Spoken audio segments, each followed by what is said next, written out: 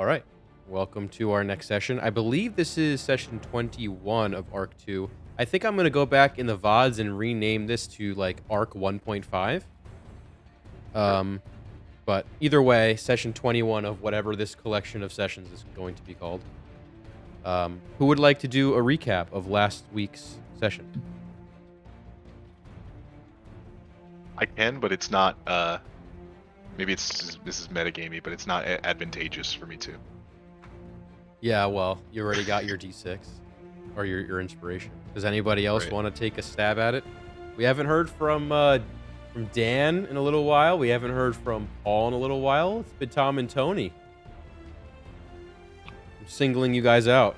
It's like being called on when your hands Yeah, are I'm raised. doing my job. If nobody raises their hand, I'll call on somebody at random. You got to get popsicle sticks, Jared. That's what I do. Well, that would be truly random, but I like I mean, I at can- random. I can cover most of Iris's part. Though I mean, I guess I can cover for what happened. Though I think I have more of the minute details of Iris's portion rather than That's okay. Therathari's portion. Yeah, just Right. But yeah, holistic so I view. yeah, Yeah. I guess I'll go ahead and recap us then Let's do it. as best I can. So, I believe the evening, at least our session's evening, begins with Iris, who has just woken up from a long rest, and after Oro has gone around exploring with everyone else, making her way over to the Burning Wizard and the Magistari to try and see if she can maybe buy up some of her own magical items, or at least shore up her own inventory. Along the way, she ends up encountering some other automatons by the Twin Strings Dance Hall, which piques her interest and causes her to strike up a conversation with some of the noble folks nearby. As socially oblivious as she is, this leads her into a particularly sticky circumstance where a top-hatted noble gathers a couple of compatriots of his with the intent of not entirely sure what, but with arcane electric prods, probably not anything good. Iris does send Oro off back to Feldpost's Inn to try and gather the rest of the party and warn them about what's going on before Iris falls victim to a charm person spell and willingly, quote unquote, walks along with this troop to the Magistari. There she has a conversation with an elderly mage named Yashi, and has some weird psychic insight into what has happened in her past, causing a fair bit of psychic damage in the process. In the meanwhile, Oro has managed to get back to Feldpost's Inn to try and get help from the rest of the party. After playing what is essentially robo charades, Felix and Jara accompany Oro back to the Twin Strings Dance Hall to at least try and suss out what's going on. They eventually speak to some guards to ask about a disturbance involving some robots, leading the group back to the Magistari, where Iris seemingly is alright, safe for the charm. The individuals who managed to bring Iris to the Magistari are arrested. I don't know how long they're going to be in custody for, but they are arrested. And then, before leaving the Magistari and heading back to the Feldpost's Inn, Yashi does tell Iris that if she wants any more answers on what's going on, to come visit again, which she keeps in the back of her head. Meanwhile, Therathari has gone back to meet with a new acquaintance of his, who's from, I believe, the same hometown. And after a little bit of trying to find out where his companion is, speaks to another individual and tries to give him his own confidence in. I very remember there was a bit of a wingman propositioning going on here and there with another NPC, until eventually Therathari's date makes her way in, and they have some conversation. I believe there's much flirting and much performance going on. At some point, I think our work in Shikumo gets mentioned, and Therathari gets particularly flustered about it. And the rest of the details fail me up until that point. But I do remember there was some weird awkwardness as soon as Shikumo came up. Yeah, I think Therathari was just trying to be careful about what he said because we're on sort of like a top secret mission. Mm-hmm. But at the same time, he wanted to open up because obviously he's like on a date. Yeah. So there was a bit of that awkwardness. And I believe that's after that date, that's where we left off. Okay. Excellent. You can take your D2. I mean, Woo. you hit the highlights. The important parts were there. So well done. The only thing else worth noting, unfortunately, after Thera's dancing and drinking, he is now under 2 points of exhaustion. Also, What does that mean? so 2 points I think was what Well, it'll be 1 after we correct rest. after you rest. Which happens. Oh, true. Right. Okay. So never yeah, mind. you are now at 1. Everyone else I think is clean except for Iris as well. Iris is also at 1. And then also Felix hasn't shared this, but it happened in game nonetheless. His amulet, his warning amulet of these dark spirits that are after him, gives off a very, very faint glow, only visible because he's in pitch darkness now, meaning danger is afoot at a distance unknown. And we will pick up on the morning after a very eventful, as Paul pointed out, like 24 hours, 16 hours of time. The sun, actually, weather table. We haven't rolled a weather table in a while. Who would like to do the honors? No one has the ring. Have Meryl do it. Well, you don't need the ring to do it. No, I know, but that was always the deciding thing. Meryl rolls. No. I got you. I rolled a nat 1. Okay. It's a D8, right? D8, yes, you got it. Let me look at it. Okay, yeah, nat 1. You guys wake up to a very damp morning. The brief respite of rain the night prior. It rained almost all day prior, except for the evening hours. And it seems like the overcast skies have once again found them over Westway Walk, and a light drizzle is starting to form. All of you, bar Therathari, I imagine, are up at around 8:30, 9 in the morning. Thera is sleeping in as he has had an eventful night and needs his full 8 hours. But nevertheless, you guys can do whatever you like before Thera wakes up, or we can kind of zoom to when he gets up. Whatever you want to do. Well, Felix would like to go to the smithy as soon as possible. And since no one else needs to, I guess he'll just try to do that first thing. Sure. Yeah, without issue. You get on your clothing, your amulet, you check your amulet again in the darkness, and still faintly glowing. Hasn't really changed since last night. But nevertheless, you are heading directly to the smithy. And while that's happening, is anybody else doing anything? Jara, the only thing that you notice is your package you shipped has been delivered successfully. Good. Without issue. No delay. Iris, I don't think Iris has anything she wants to do in the morning, at least without more people. Sure. Get breakfast. All right, so you guys can go and get some breakfast at the inn. They have a little breakfast. Oh, sorry, my cat likes to get involved. Continental breakfast. That's it. All right, yeah. So you guys get breakfast. We'll go over to Felix at the smithy. You enter in. It's just the well, I guess they were both more of it, but it's just the guy at the front desk. The guy at the anvil that you saw the night or the day prior is not there. You're not sure where he is. Nevertheless, you walk in. Good morning. I see Hey. you're coming to pick something up, right? I remember from yesterday. Yeah. Name's Frank. All right, Frank. Yeah. So, all right, we have it. We have it completed for you. Give me 1 second to get it out. All right. No problem. All right. He'll go into the back. He'll fetch it. Bring it out to you. It's currently wrapped in like a leather wrapping, but he'll hand it over to you. it's standard practice. Give it a look over, see if you like it. We can make some adjustments for you. There's a little bit of leeway in the price. We'll do that adjustment for you for free.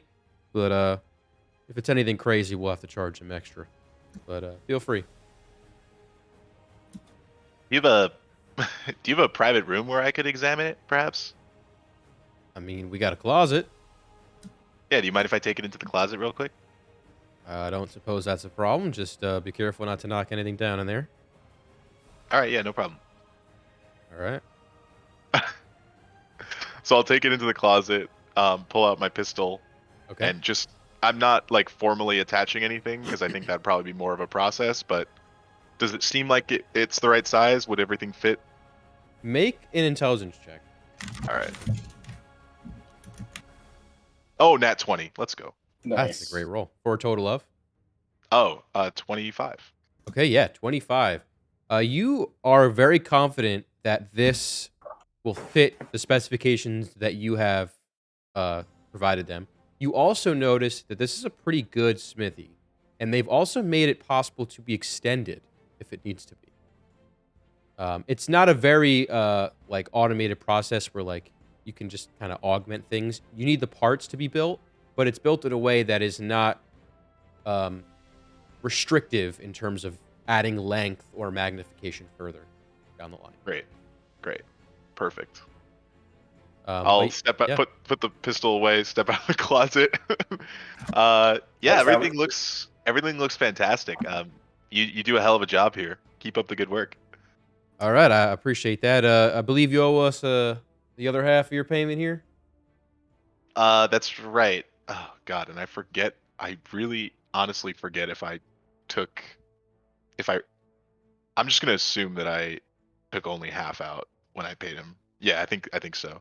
Yeah. What was the other half? So I think the entire thing altogether was 300, if I'm not mistaken. Is that right? Okay, Yeah, it's 150, 150. I have. sure, sounds good. All right. Thank you very much. If you need anything else built for us, this was a bit of a journey, a bit of a nice piece here. So any odd requests, you know where to find us, all right? All right, have a travels. wonderful day. You as well. Okay. And you And I leave the will- smithy. Head back to Feldpost Inn. All right. You walk into the lobby area and see your friends eating a...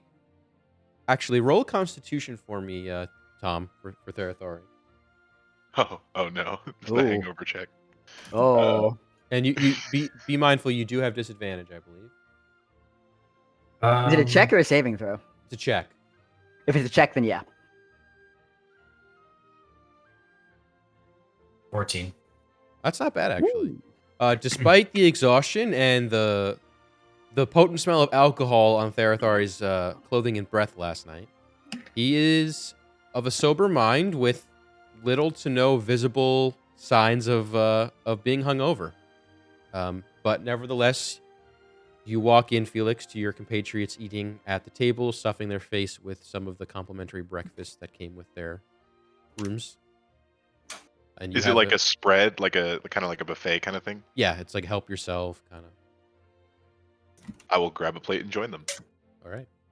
Felix joins, big grin on his face. Nice pack full of wonders. Got those pieces I ordered last night, so no need to stop at the smithy. I am good to go whenever you all are. Oh What yeah, did you order last night? everything come out good. Came out fantastic, actually. All right. They left room for more modifications if I need to, which I didn't tell them to, but I'm glad they did. So what did you get in the end? We could talk about it on the way, but basically, just an enhancement to my weapon that I've been using. Very nice. How did things go last night there, Thari? Let's say I might have a new friend. Well, Iris might have a new friend as well. Made many friends last night. Well, No, Did I you know would've. that when you play Boulder, Parchment, Shears, you are not supposed to play Boulder, then Parchment, then Shears? Yep, I knew that. Thanks for telling me, though. Appreciate it. yeah, and I wouldn't count all those those gentlemen as friends, by the way. Just in case you weren't aware. Yeah, I Oh. was being sarcastic. If you don't know what that means. Oh, okay. Yeah, Some I of don't. them were less I don't than know. pleasant. I said, do you understand sarcasm, Iris? Do you know what that is? I understand the concept behind it. But you have difficulty detecting it. I've never tried. I'm sure she's great. I'm sure. No doubt. Do we have anything else on today's agenda before we leave? Nothing for me. I think we're ready to mosey on out of here, right? Yeah, I'm good to go. Okay. Before we go then, I'd like to complete my magical item shopping and then visit the Magistaria one more time. Are you sure? Because last time you got into some trouble, and it doesn't seem Yashi like was they. particularly helpful. The others not so much. Okay. Yeah, was Yashi part of the group that initially took you hostage? No, Okay. All right. What is Yashi's role at the Magistrate? Do you know? I don't know. He seems important. All right. I think we should all go together then, because if you go alone, they might try to take advantage of you again. Well, yeah, I think we definitely need to limit Iris's alone time, or Yeah. at least have a chaperone or something. You guys look over at Oro, who is drawing a face with the bottle of ketchup on a plate. Yeah, I don't know if I'm Oro's enough of a working- chaperone. I'm working on Oro's ability to communicate. Yeah, that would be incredible. That would certainly be helpful. Hmm.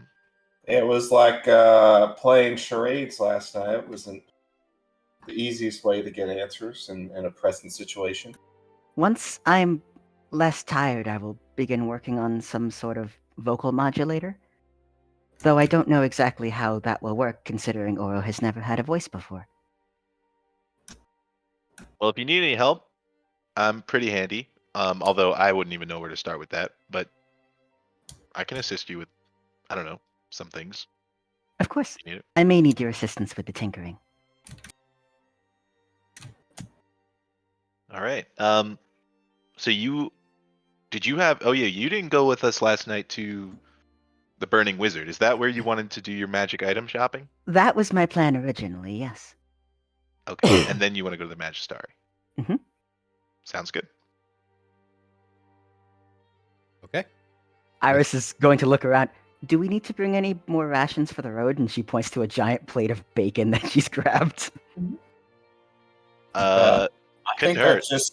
I think I just picked up some rations, so I might be okay. But I don't know how good that bacon will last. I guess we I could was eat it told right people away. like bacon. People do like bacon. That is true. Iris is going to put the bacon away in the chest of holding in case we need it later. Okay. You God forbid we get out of a fight Ye- because we feed someone bacon. You're gonna have bacon Never know what'll come covered up. lemon tart in your. Yeah, well, I don't know how good those lemon tarts are anymore. You're gonna There's gonna be a whole mess in there. Okay. So with that, you guys finish your breakfast and head out towards which place are you going to first? Burning Wizard was first. Okay. On your way there, you notice that the rain is again falling pretty heavily. It's not nearly as bad as the torrential downpour you guys experienced the day prior. However, it's oddly close, and you hear the faint crackling of light of thunder and lightning coming down. You can see in the distance, because I don't know if it was ever explicitly mentioned, but the Westway Walk is visible, or the spires, excuse me, at least some of the taller ones are visible from Westway Walk, and you can kind of see they don't extend past the clouds, but they get pretty close, and you can kind of see the thunder and lightning concentrated in that area, slowly moving in like a southwest kind of pattern. So you're going to be traveling into it largely, probably, but it won't be following you so much as you following it. All right. So with that being said, yeah, the day is pretty lively. For those keeping track, it is currently a Tuesday, excuse me. It is Tuesday the 24th. So, yeah, for anyone keeping track, which is oddly tomorrow's date. That just happened by coincidence, I swear. All part of the plan. All part of the plan. So, yeah. All right. So you guys make your way over. Anything you want to do on the way, or you just want to beeline it to... I'm sorry, I didn't hear. Is it Burning Wizard or Magistari first? Burning Wizard first. Okay, sure. All right. So anything you want to do on the way there? Talk about anything? Do anything specific? Well, I'll let you guys know that I put on my other amulet, the one that warns me if those things that are chasing me get close, and it is glowing a little brighter than it was yesterday. So Wait, what amulet is this? did I not tell you? I I thought don't I think told so. you all. Last city we were at, I got a note to meet someone in a park late at night. Did I not tell you about this? I don't I recall this. I don't think so. News to this me. is- all right. So, long story short, I have some enemies back home who have placed a curse on me, who want me dead, and who Wait, is have. that official? I thought that was just a guess. Did I actually get that right? Yeah, I think so. Yeah. They want me dead. They've literally gone to a temple where the whole point of the temple is to like place a curse on people, and so now there is this invisible stalker that will just chase me in perpetuity until the curse is broken, or I think the person who placed it is killed. Obviously, I'm on my mission with you guys. I've dedicated myself to this. I'm not gonna bail at any point, but just know that might be something that comes up every now and then. We beat it before. I'm sure we can beat it again. I'm not too worried, but it is getting closer, and we should just be aware. What did you I- do to make them curse you? Um, well, I think I've told you all about my history, right? About how I was in this gang kind of thing, and um, there was an accident, and I accidentally poisoned one of their members, who was my friend. Oh. And I would also be saying this kind of quietly. I would, Of course. would I know what we can do, Felix. Last night, I was walking around the town and I found a pit, presumably leading to one of the mines here. We could just throw you in it and not have to deal with the stranger. I would. I would have to deal with it, and Well, no, you'd be dead. oh, is that deep of a pit? Okay. Well, I mean, Mhm. I could cast Featherfall. There are plenty of things that I could do. I probably wouldn't be dead, but I would Can I like to just stay with theoretically you. dispose of you without a retort? Is that am I disposable to you, Therathari? I thought I assisted you last night. Was I that thought supposed I to be a helped you. rhetorical solution? Oh, is this that sarcasm you were talking about earlier? Kind of. Perhaps. It's Well, adjacent. I certainly hope it's sarcasm adjacent. Insight check. Yeah. Insight Therathari. Yeah. So no, in all seriousness, the demons are getting closer, but not to alarm you, but just be aware. Consider me alarmed. All right. Well, so you say this amulet tells you, like, it tells you.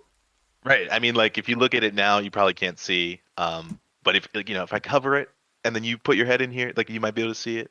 You know what I mean? It's like a very faint glow. I think the more it glows, the closer they are. And right now, it's an extremely faint glow, so we're good. Well, I guess that's good, except for when it starts to glow brighter, and then we don't know how bright is too bright. But That's true. I'm not really sure what the maximum like luminosity is to be expecting. So whoever the gave scale this might to be. you, like, didn't give you an instruction manual or something. He didn't. But he did know the name of someone he said he was friendly with someone I trust. and he knew specifics that he would only know if that was true. Unfortunately, I wish I could. I wish I could just take everything he said and disregard it. I wish he was lying to me, but he warned me about all this stuff going on back home. So he seemed like he was here to help. I don't think he was trying to pull one over on me. Well, that would be one hell of like a double bluff if this guy was like gave you like a tracking beacon or something. Like, Right. Yeah, I don't think that's what this is. I've looked into it. I'm pretty sure that this is what he told me it is. all right, well, I do know those invisible stalkers are nasty things, so They are, but at least now we know what to expect. I kind of. think we're, yeah, kind of. It's something that I do need to deal with. I'm not sure how to deal with it while I'm on the road with all of you and helping you out. I think we're gonna try to capture one next time. Maybe we can work on That is, I think that could be maybe a loophole. I'd have to think about the specifics of it. It's called the Rosary. Jari, I know you've been around the block once or twice. Do you know what this is? Would I know? Well, so the temple is not called the Rosary. They put part of the ritual. Make a history check, Jaro. I mean, Felix, you would know, so you could tell him. Yeah, History. I got a 15. I forget exactly the terminology of everything. Hold on, let me look at my notes. Okay, we'll see if Felix can recall for you. Could do it in character.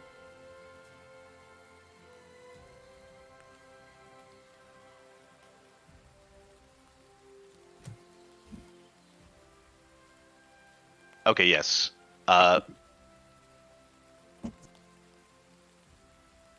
Okay, so the person who visited me was named Ristos. He traveled from Karth, all the way from Karth to Answood to deliver this message to me. My gang, which they're the ones responsible. They're called the Nomads. And they've gone to the Dark Citadel. That's the name of the temple, or the building, I guess. I don't know if it's a temple. And they've laid the rosary on my name. It's a physical thing, I believe, that they've placed on my name, which has cursed me. Only Carthian elites have access to the Dark Citadel, and when you place the rosary on someone's name, it's like an assassination. It's like a hit. They commonly use shadow stalkers, and these shadow stalkers relentlessly hunt their targets down. I do know he did tell me that my family has been placed into protective custody, which is a rite called Hamea. And it's kind of actually strange that they've been placed into this custody, because usually a family only gets Hamea if that's a direct order that comes from Fortune's favor. So someone has very high connections, and it's not me. And they're looking after my family at least, but I mean, probably not me. I mean, did you work for any of the elites? Because I mean, this seems like Well, what happened? It seems like a beef between two influential people, and you just happen to be like a pawn in that beef. Well, Because I mean, you got like Dark Citadel, which is like only elite people can do it, and then you have like these people being sheltered, and only elite people can do it. So like, unless you got like a lot of juice in Karth, and like we just aren't aware. I hadn't thought of that that angle, that I'm just a pawn in a larger game. Maybe I'm self-centered, but Yeah. You're still no. I mean, the situation is basically like I was a part of this group. It did kind of turn bad at a certain point. There was a guy pulling up Gaia Wiki. There was a guy who kind of took over. His name was Carson Wiles. He's a bad dude. He turned the whole operation into just like a money-making scheme. I was doing bad things, and basically I just handed the wrong potion to my buddy. He drank it. It was poison to him, and he died. So I guess I killed him, but unintentionally. But I guess that doesn't matter to them, and so I assumed that what this was about that it was retaliation for taking out one of theirs. And that's why I'm here now. I ran from that. didn't want to, after doing that, I knew I've made enemies. I need to run. I assumed it was about that, but maybe it's about something bigger, like you said, Jar. I don't know. Yeah, I guess we could think about. Maybe you could think about this, and we can talk more later. But Yeah. I feel like I don't know. Do you like? I just think about. Do you know anyone in your past that would like? Ristos did tell me that Hilda, my old boss, that's who he knows, was instrumental in getting them Himea, but she's just she owns a casino. She's not like, I mean, she's an elite in that way, but otherwise she's not, anyone special. I wonder if someone's trying to call in a larger favor down the road. Perhaps. Yeah. So it sounds like this sort of thing will persist until either I'm dead or the contract is called off. And I guess the contract. Jared, I wouldn't know anything about that type of stuff, right? You can make a history check, yeah.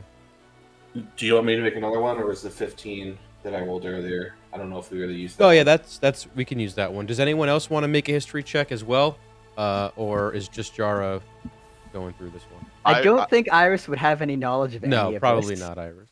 I would like to make one just to see if there's any way to end the curse besides me dying. Okay. So or it being voided, willingly voided. Yeah.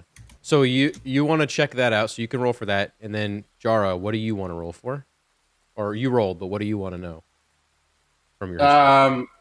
Yeah, if I know anything about the Dark Citadel, or I guess maybe if I'm going to take actually a different approach. If I know anything about what kind of curse it might be and how to get rid of it. Okay. All right. So anybody else want to roll? All right. Yeah, I'm gonna go the magic aspect. As far as curses like this go, is this something that like would have been done way back when with like? Could have been. Roll a history check. Yeah, let's find out. Let's see if Iris has any historical basis on this. I got a 9. So. Okay. 9, 15. 17. 17. Okay.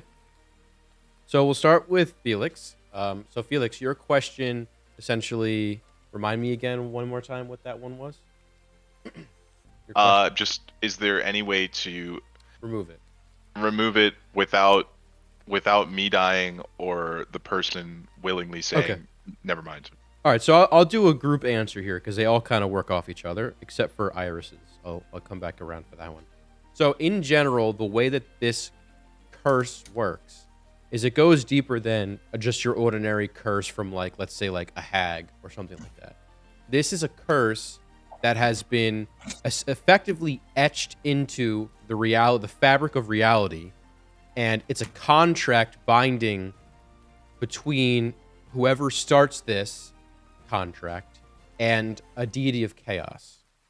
So you don't know who that one is, Felix, unfortunately, with your role. But essentially, this is a contract, more of a contract than a curse. And because of that fact, the normal means of getting rid of curses may or may not apply to your case.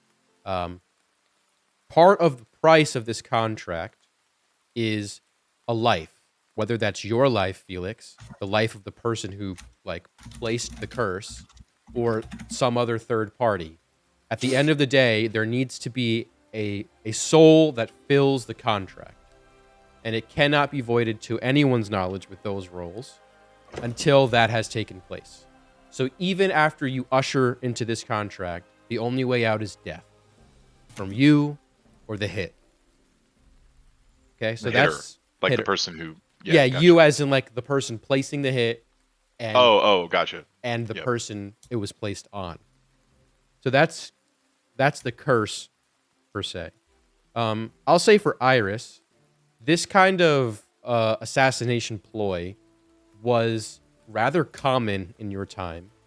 The binds, like the terms of this contract kind of sound familiar. to a very old practice where some of the shunned upon sects of magic study delved into this. This is a very primal, strong form of blood magic mixed with necromancy. And back in your time, this was in and of itself one school of magic rather than two distinct ones. And I'll say with that roll, because it's pretty decent, you've only ever read about the process of binding this contract. It's bound in blood, first of all. But the price isn't expensive because it costs a lot monetarily. The person who places the hit is effectively losing their soul until the hit is complete, one way or the other. Huh. So there's a lot at stake, which is why it's very serious, very rare, and only available to those who have the power to make it. Because it guarantees, so far as you all know, a life. Well, whoever has decided to curse you must really, really not like you. Either that or whoever you killed must have been really important. Well, the person I killed had about my status. I don't think it was anyone. I really don't know. I would think I would just have to assume that it was this guy Carson Wiles, who's the leader of my former group. But I don't know why he would have it out for me this bad that he would sell his soul to have me killed. I mean, what we were involved in was a gang, and lives are lost in gangs. And this stuff does happen, unfortunately. And to my knowledge, no one else suffered this sort of penalty for their actions. I swear I'm being fully transparent with you all. I'm not like, there's nothing I'm leaving out here. I believe you. I mean, this would be the equivalent of like calling the best hitman in the world for somebody who stole a loaf of bread. It's like Agent 47 for a shoplifter. Right. Yeah. So maybe you know what? I think Jar is probably right. I think that there is some bigger picture here, and that I mean, there has to be. No offense, Felix. seeing- I don't really think you're that important that it would warrant this level Yeah. of. Nor do I, from your description, think that the kid that you killed was that important. Unless that kid is not who you think he was, and he was really important, and you killed him by accident. But otherwise, it seems like something larger at work here for sure. His Rituals name. of this nature I mean, I tend could to tell be you the great guy's name. pieces. Maybe you know it. His Sure. name was Kona Dusklight. KOH''NA. Nobody has to roll for that. Nobody knows who that is. Yeah. No, that name's not ringing a bell. I think he was just a guy. Like he was just like a street urchin like me. I don't know. Well, I guess that's another wrinkle, is investigating why you've been marked for death for something so trivial. It's not trivial. I mean, I was torn up about it. I ran away because I couldn't live with myself. All right. Well, trivial in terms of the response. I'm not right. sure if that was the right word. It's Comparatively trivial, Yeah. I guess. a lot. It's a lot to do for that. Well, I guess we should probably get on the road. All right. So by this time, I'll say you'll definitely be at the Burning Wizard. That was about accurate travel time. Right. So you arrive at the exterior of the Burning Wizard. While you're there, can someone make me, anyone, multiple people, doesn't matter, make me perception check. Factoring in Alright. disadvantage where applicable for those of you. 19. 12. Was it perception you said? Yeah. Oh, nice. 20. I got a 9. All right, so all around pretty good. Oh, I circled this. It didn't say anything.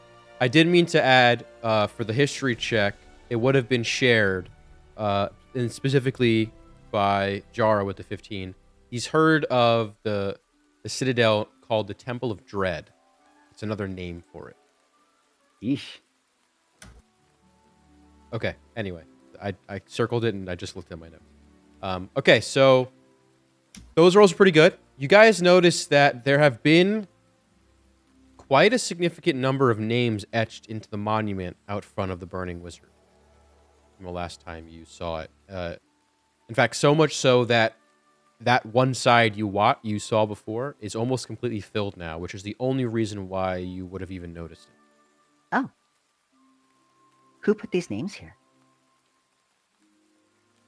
And as you're observing it, you watch as a faint kind of almost cursor appears, and in red, glowing red streaks inscribes another name. Oh. Well, hopefully this isn't the same thing. Maybe we should ask. Who? Who would we ask? Maybe Yashi would know. I'll ask him later. All right.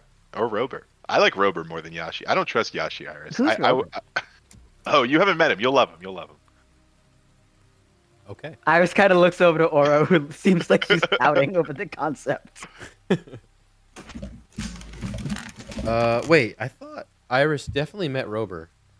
No, Oro it was was there. Oros. Iris was No, not. Iris was knocked out. Oh, right, it was Oro. Okay, yeah, Oro is visibly upset, knowing that she's gonna meet her mortal enemy once again. Her mortal enemy's the other guy, This brat of a kid. the assistant. Yeah. Okay, you guys enter into the Burning Wizard. The faint smell of incense is on your nose as you kind of dry off in the front room. Wipe your feet on the mat. You hear a jingle as you close the door.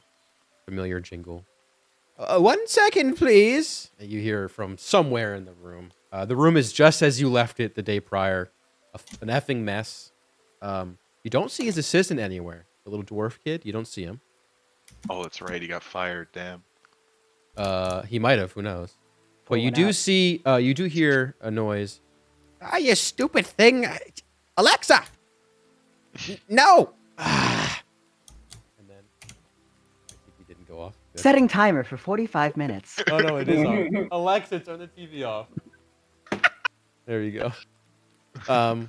Anyway, you hear him screaming in the back of the room. Eventually, you guys, after some time, I imagine, just walk in. Looking around, you see him putzing about in the back left. There's a secondary desk aside from the main one that's cluttered. This one's cluttered even more.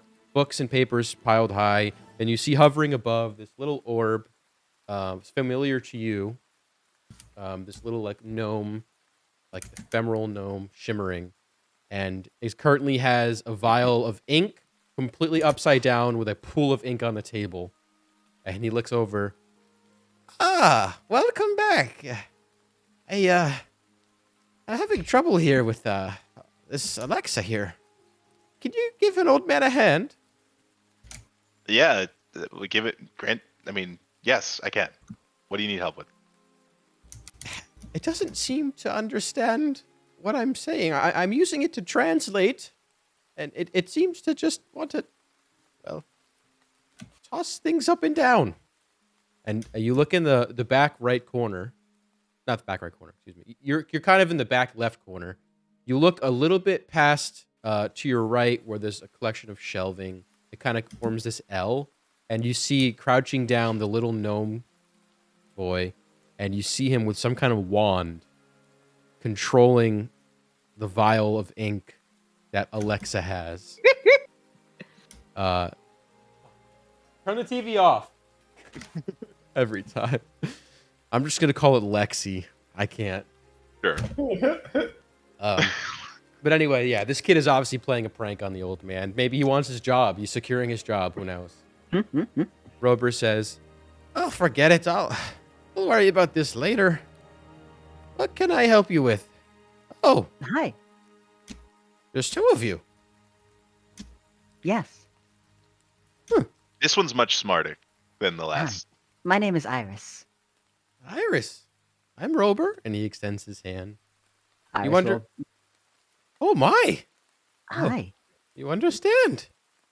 You speak. Particularly comprehended, yes. Well, what can I do for you this morning? What brings you by?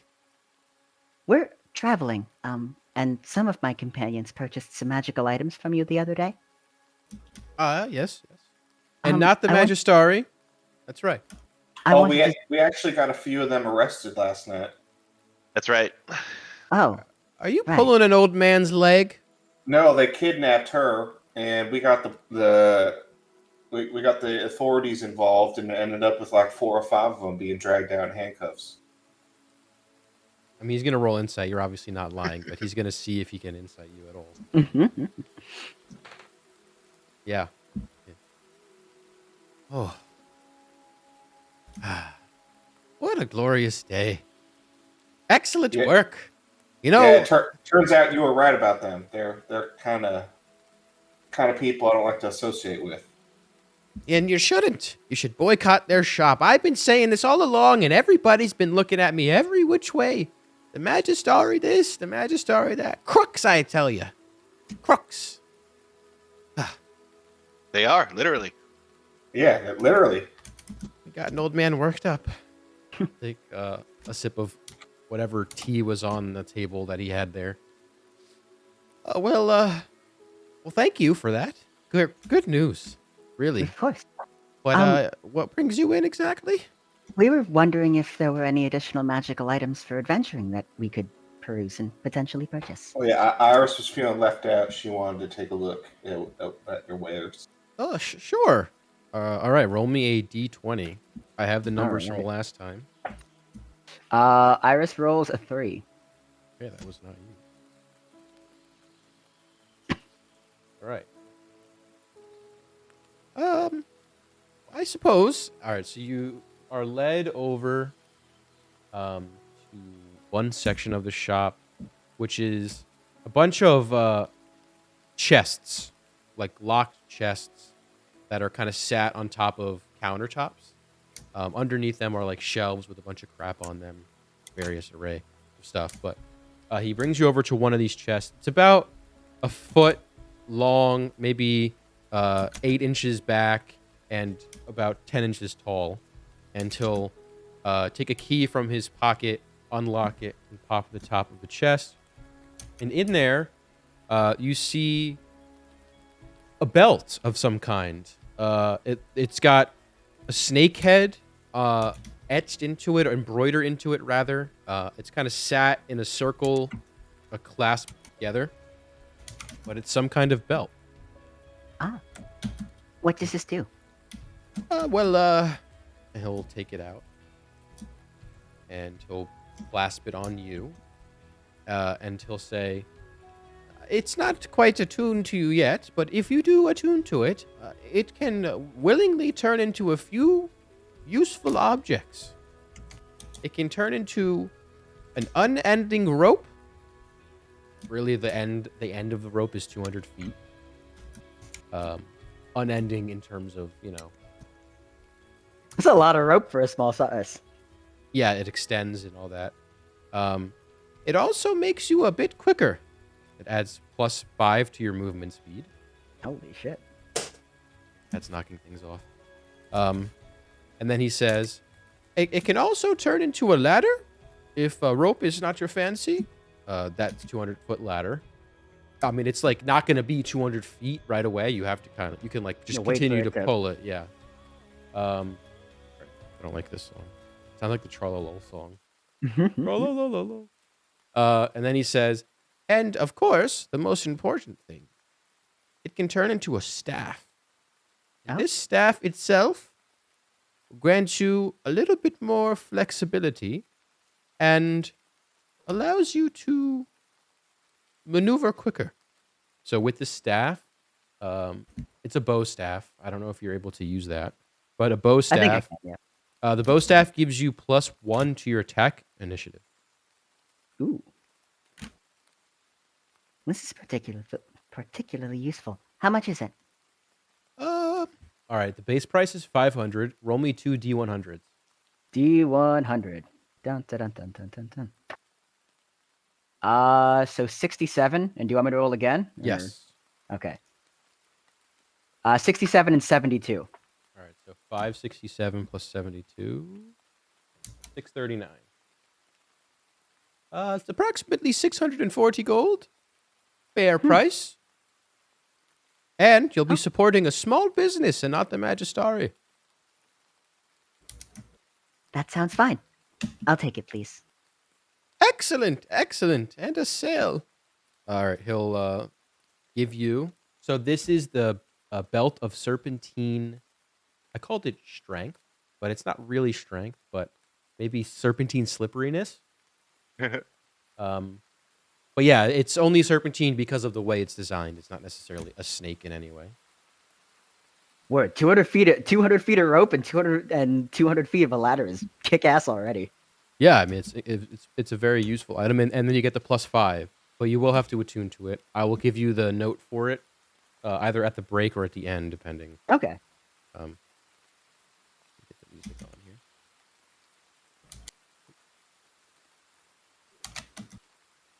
Sorry.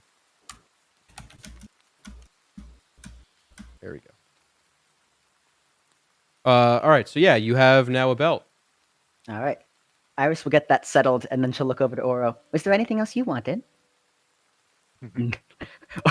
Oro's gonna try and see if that hourglass is still here. The hourglass is not where it was last left. You can ask Rober about it if you'd like. My companion was asking about an hourglass earlier. Oh, yes, that wasn't supposed to be out. It's not quite for sale. I'm still working on figuring out exactly what it does. Oh. I just Okay. don't feel safe selling it. If I were the Magistari, I would sell it to you in a heartbeat, but it's a little dangerous, I see. you know? Well, if it does come time that you figure out what it does and you're ready to sell it, maybe we'd be interested in buying it. With pleasure, and you'll be the first on the list. You've led to the arrest of many Magistari. Of course. You know I what? appreciate that. If you all could just huddle together, please. Yes. Yep. Closer. Sure. All right. Big smile now. He's gonna say an arcane enchantment, and out of nowhere, a drawing appears in his hand of you, photorealistic, and he'll show it to you. Satisfactory? Oh, that's a wonderful depiction. Excellent. You're going on the wall for the prized customers. From now on, you come back to my shop. 5% discount. That's wonderful. Thank you. It is. I know. Oh, Yes. out of curiosity, do you know what's going on with that monument outside? Which one? The one with all the names on it. It's something the Magistari put in to commemorate the miners who die in the mines. Oh wow. Was there a collapse last night? I think there's a lot of names that just showed up on there suddenly. Yeah, sad as it sounds, there's a lot of names on there every day. Seems to get worse and worse. But it's the Magistari's gift to the city. Oh, whoopee-dee. Simple enchantment. When we were outside, there was like a name being added in real time. How fast is it? Is it like up to date? I believe it's, their enchantment is rudimentary, but it is accurately timed. As far as I know, it's instant. It seems to be an enchantment they provide these teams of miners before they go down. It might be the equipment, it might be some kind of ring. It's probably something very rudimentary and quite basic. Well, that's unfortunate. But thank you Yes, for it's telling us. very sad. It's something that they put together to make a monument of sadness. Typical. Well, if there's nothing else we want to purchase, we appreciate your time. You are my prized customers. My time is yours. And he like ushers it over to like one section of the wall that he like clears like with like a mage hand, just books everywhere and like tacks it to the wall. You're the only picture in there. And now you have a wall. Nice. All right. Iris doesn't have anything else to do with the Burning Wizard.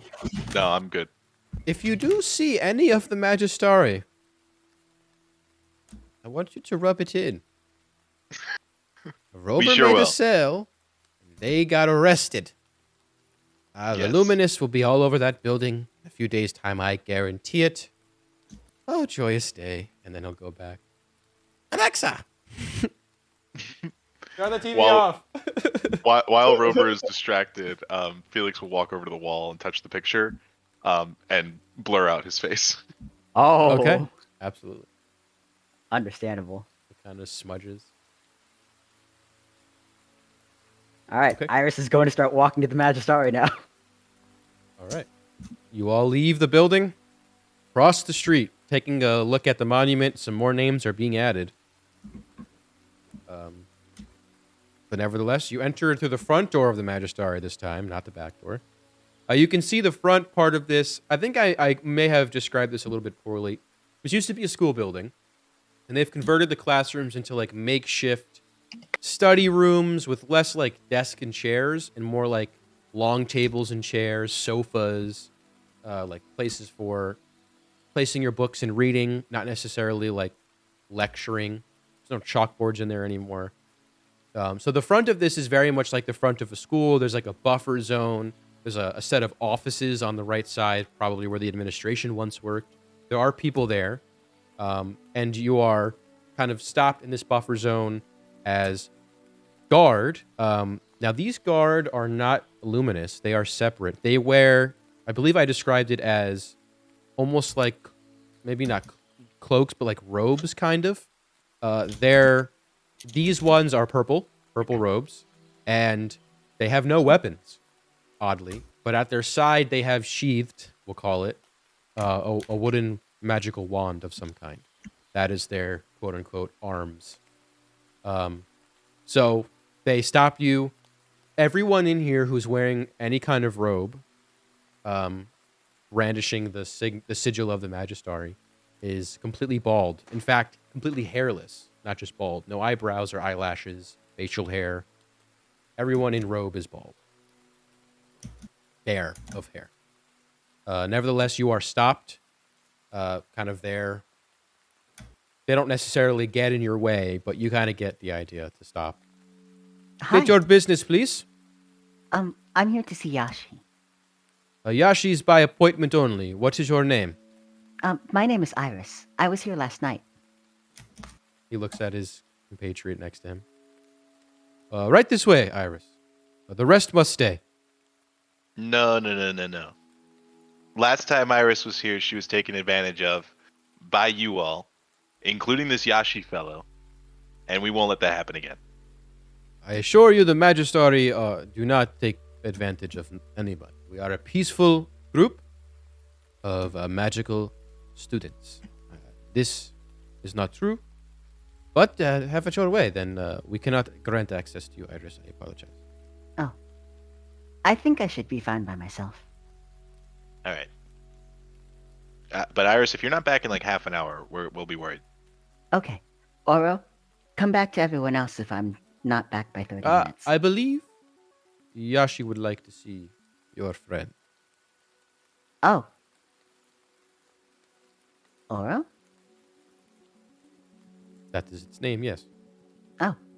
Okay. We'll be back soon. Is there a lounge for them to stay in? This is the lounge. Oh. Okay. There are seats scattered, but not many. Follow me. It should be no time.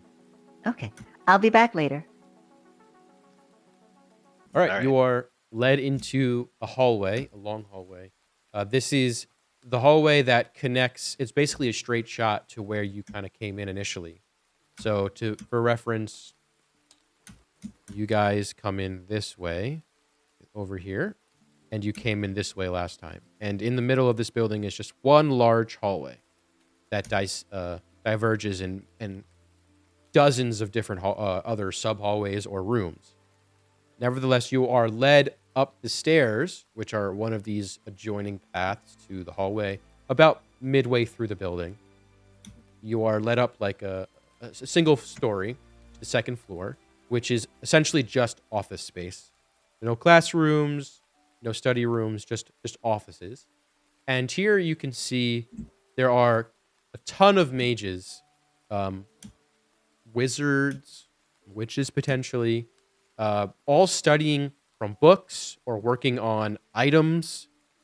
Some people are like in these, they're like in the middle of like an open space. They're like these glass cubes, like rooms, and you can see people in there doing various enchantments on like living things. Like some people are enchanting like trees to come alive or small potted plants, etc. It's like a whole smattering of crazy mechanical, or not mechanical, magical. Organical. Arcanical, I like that. That should be the name of an artificer class. It's kind of what they are. Anyway, yeah, not mechanical, but magical. Like creations and spells and all that. Eventually, you're led all the way back to this overlook here. I am going to ask one of the guards while we're walking. So, why don't you have any hair? This is part of the rite of passage, joining as a magistrate. Oh, You must be clean-shaven at all times, for it's just you have to join to know. This information I cannot divulge, but just know that this is part of what we sign up for, and it's a necessity. is the Magistary's base of operations located somewhere else, or is this just a branch? It is. It is founded in a place called the Green Isles. We are just a branch of a branch of a branch. Its tendrils find its way in many parts of the world, but primarily headquarters are in the Green Isles. Oh, okay. Do I know where the Green Isles are? They're the equivalent of the Shattered Teeth in my world. Okay. Got it. But essentially, they're like a land of mystery because there's this curtain of fog that's miles and miles thick that separates it from the rest of the world. And it's very treacherous to get there, but there are many prized imports and exports from the Green Isles. So like only the most skilled sailors can go through, and by virtue are filthy rich. But a lot of exotic things come from the Green Isles. It's like Shikumo on steroids. Okay. So like so just for my reference, it wouldn't even be in the Caldron area. I don't remember. No, not even. It's on the like. It's basically you're kind of on the North American continent. That would be Australia. Oh Jesus. Okay. Okay. Well, that sates Iris's curiosity, at least on that front. You would know. You wouldn't know what the shattered teeth are. In your time, they were not shattered. The teeth. The teeth. They're just the teeth. Anyway, yeah, so that is his response. Anything else you want to ask these guys before they lead you to where you got to go? No, that was Iris's curiosity on that one. Cool. All right. So, finally, you are led to this overhang here, which is an office basically in this sort of hexagonal kind of pattern. On the outside walls, there are... It's a little too ominous. There are windows overlooking the sort of back of the Magister. You can see the twin strings, you can see the outer walls, etc. But you are led into the office of Yashi. And in his office is very neat. It's almost like a psychopath's office. Like someone with like extreme attention to detail. There's not a thing out of place, not a speck of dust. Every chair, everything in this room is symmetrical. Every chair is symmetrically placed. Even the fibers of the carpet are all perfect, so as to not be disturbed in any way. And you enter into this basically clean room, kind of. The door immediately shuts. 2 big oak doors shut behind you. The guards leave. And spinning around in a large back chair, Yashi leans forward, leans forward in his chair. Welcome. Nice to Hello. see you. Welcome. I was told that you want to speak. I trust that our conversations yesterday were fruitful. Yeah. I've learned more about myself in our conversation than I have in the rest of my consciousness. Well, answers are good, but sometimes if you're not ready for them, they can be painful. Right. Why would my system think I'm not ready? May I sit? Please. Iris and Aura will take seats. Okay. The chairs kind of form to your body. Very comfortable, very relaxing chair. It's almost like they're living and they like form to the shape of you. Ooh. It can be various reasons why, but my best guess is you're trying to repress something fundamental to your being. Something hidden so well that it will, putting it frankly, need to be pried from you some way or another. This is a long process. And if you want to be intact after it's done, it will need to be done carefully. I see. I had somewhat of a revelation after. How long have you believe- had a flesh arm? Oh? I don't recall mentioning that. This is part of the connection we made yesterday. Don't worry, your secrets are safe with me. Oh, This is why I asked you in here by yourself. okay. It's strange. I've only had it for a few days, but it manifested after I consumed some mushrooms. Yes, this is in line with my hypothesis. There is a great secret lying beneath you, within you, and only through unlocking it with these extra means can you ever get a glimpse. And it seems, well, maybe the reason why is whatever is keeping this from yourself doesn't want you to return to a form you once were. Oh. What form would that be? Well, I think a flesh arm is a good hint.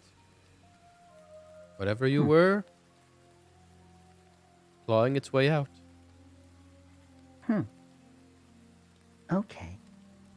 I see the desire to create hasn't left you. And he looks at Oro. This is your doing? Yes. I forewent sleep to repurpose an armor piece. I see. You know, the Magistari is a powerful guild. We could do well with some talents that you possess. Oh. And in return, the answers you may seek, well, we could find them together. He's already hairless. And you're already hairless. I suppose. When I'm currently assisting my friends on some other matters, but once that's concluded, that might be a path I'm interested in. I see. Well, you find yourself in Westway Walk. You know where to find me. Are there other ways I can discover all of this? There are, but I'm afraid without the experience watching over you, you may fall victim to whatever you're trying to keep out, and it's just safer if you were to do this in the safety of the Magistari.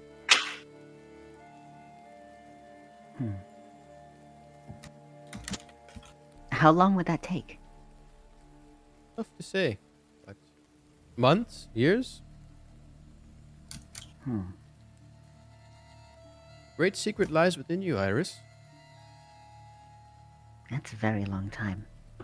A secret that I think is somehow fundamental in acquiring deeper knowledge that the Magistari may wish to seek. I will say, there's this theory that's brewing. I'm not sure if I yet subscribe, but you may force me to one side or the other. That we may have created ourselves. Oh? I mean, what's the first thing you did when you woke up from your stasis? I grabbed my things and left a ruin. Right, and somehow you've managed to create yet another being. It's almost as though it's innate within you, within all of us. Maybe it's a secret we don't know yet, but I think with only your knowledge from your time, whenever that was, maybe we'd find out.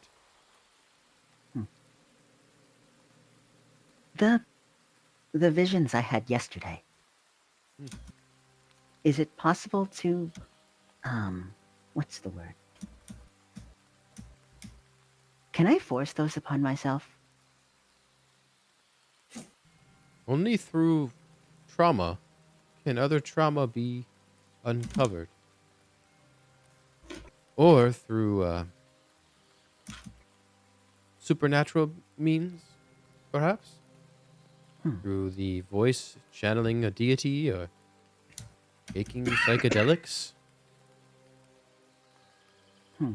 But again, I don't think this is something you'd want without the expertise to guide you. Okay. I'll keep that in mind. We'll be here waiting, Iris. I still have a responsibility to my friends, but when all of that's done, maybe I'll come back. A word for the wise, Iris. Some friends are worth keeping, others not. You may be part of a much bigger plan than you could ever even imagine. At the end of the day, it's a cost that you may have to pay. Go with your friends now. Save whatever you're saving. Do whatever you're doing. Or maybe unlock a more purposeful path.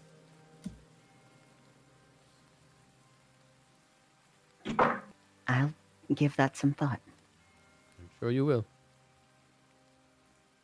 He'll spin his chair around. The seats will kind of harden back to their original selves.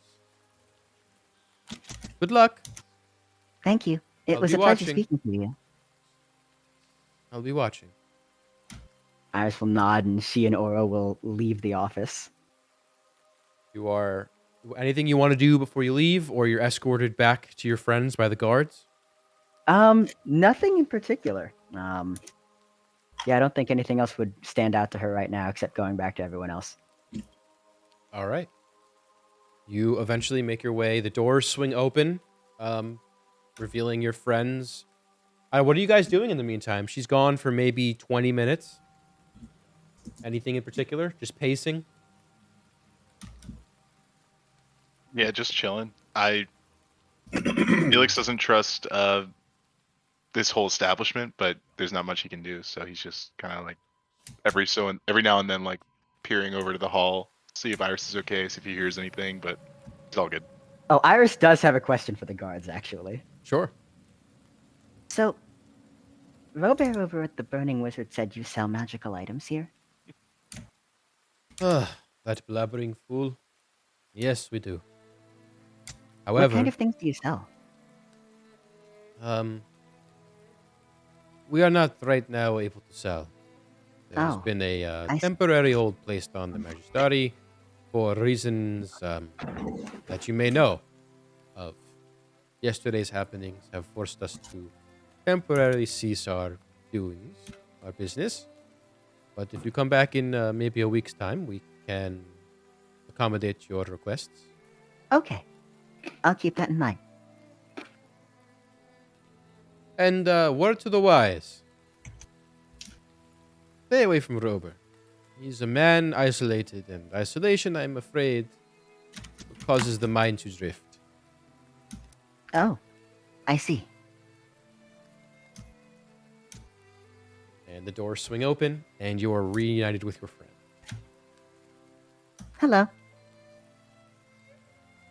Hello. Iris, you're not charmed? You're good? No, I feel fine. Okay. And he's not making you say that? No. Okay.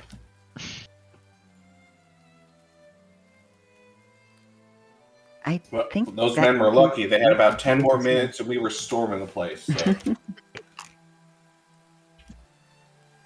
Okay. What's the plan? It's probably What are we doing next? approaching noon, I would say, all in all. All right, well, I think that's all of our business here, right? I think we should probably get on the road. And unfortunately, it is Ah. a little damp outside, but hopefully it'll clear up. We should be on our way. So, about that. Yeah? So, I had my conversation with Yashi, and according to him, the Magistari should be able to help me unlock what's going on with me. So he convinced you to join their cult? Are we still in the building, by the way? You can leave if you like. I assumed we were walking. Now, Felix says that out loud right in front of all of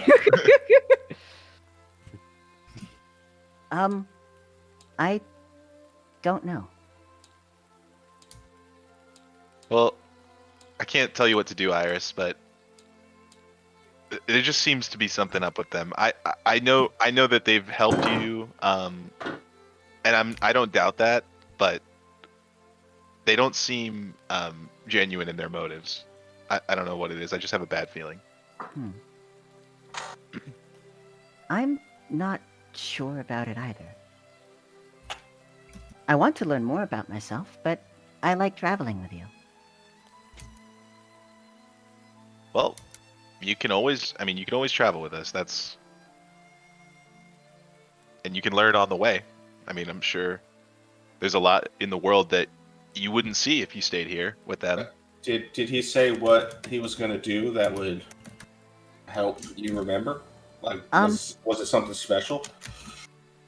Nothing special, but he explained that the Magistari would be best equipped for these arcane pursuits. Well, I'm sure they probably think they are. Jared, do I know anything about the Magistari from like my studies in terms of reputation, like at my time in school, being around like other magical groups? Yeah. Okay. Make me a history check. The DC is gonna be very low for you because you know a lot about magic groups. I got a 10. Okay. Yeah. I mean, the Magistari are essentially a foreign, like magical kind of mage guild, if you will. They're kind of outcasts. They're very, very like weird in their operations and the magic they conduct. As far as prestige goes, they're pretty low on the totem pole, but you're not sure if that's exactly because they're so weird and bizarre or if they're genuinely just not attracting talent. What you do know is, at least where you went to school, at the academy, like that's essentially like Harvard, Princeton, and the Magistari is like a community college. Well, I'm gonna be honest with you, Iris. I'm sure their intentions are probably good, but from the circles that I ran with back at school, they're okay, but you could do better. So, like, they might think they're well equipped, or the most equipped, however he put it. But there's people out there who would do a better job for you than they would. Okay.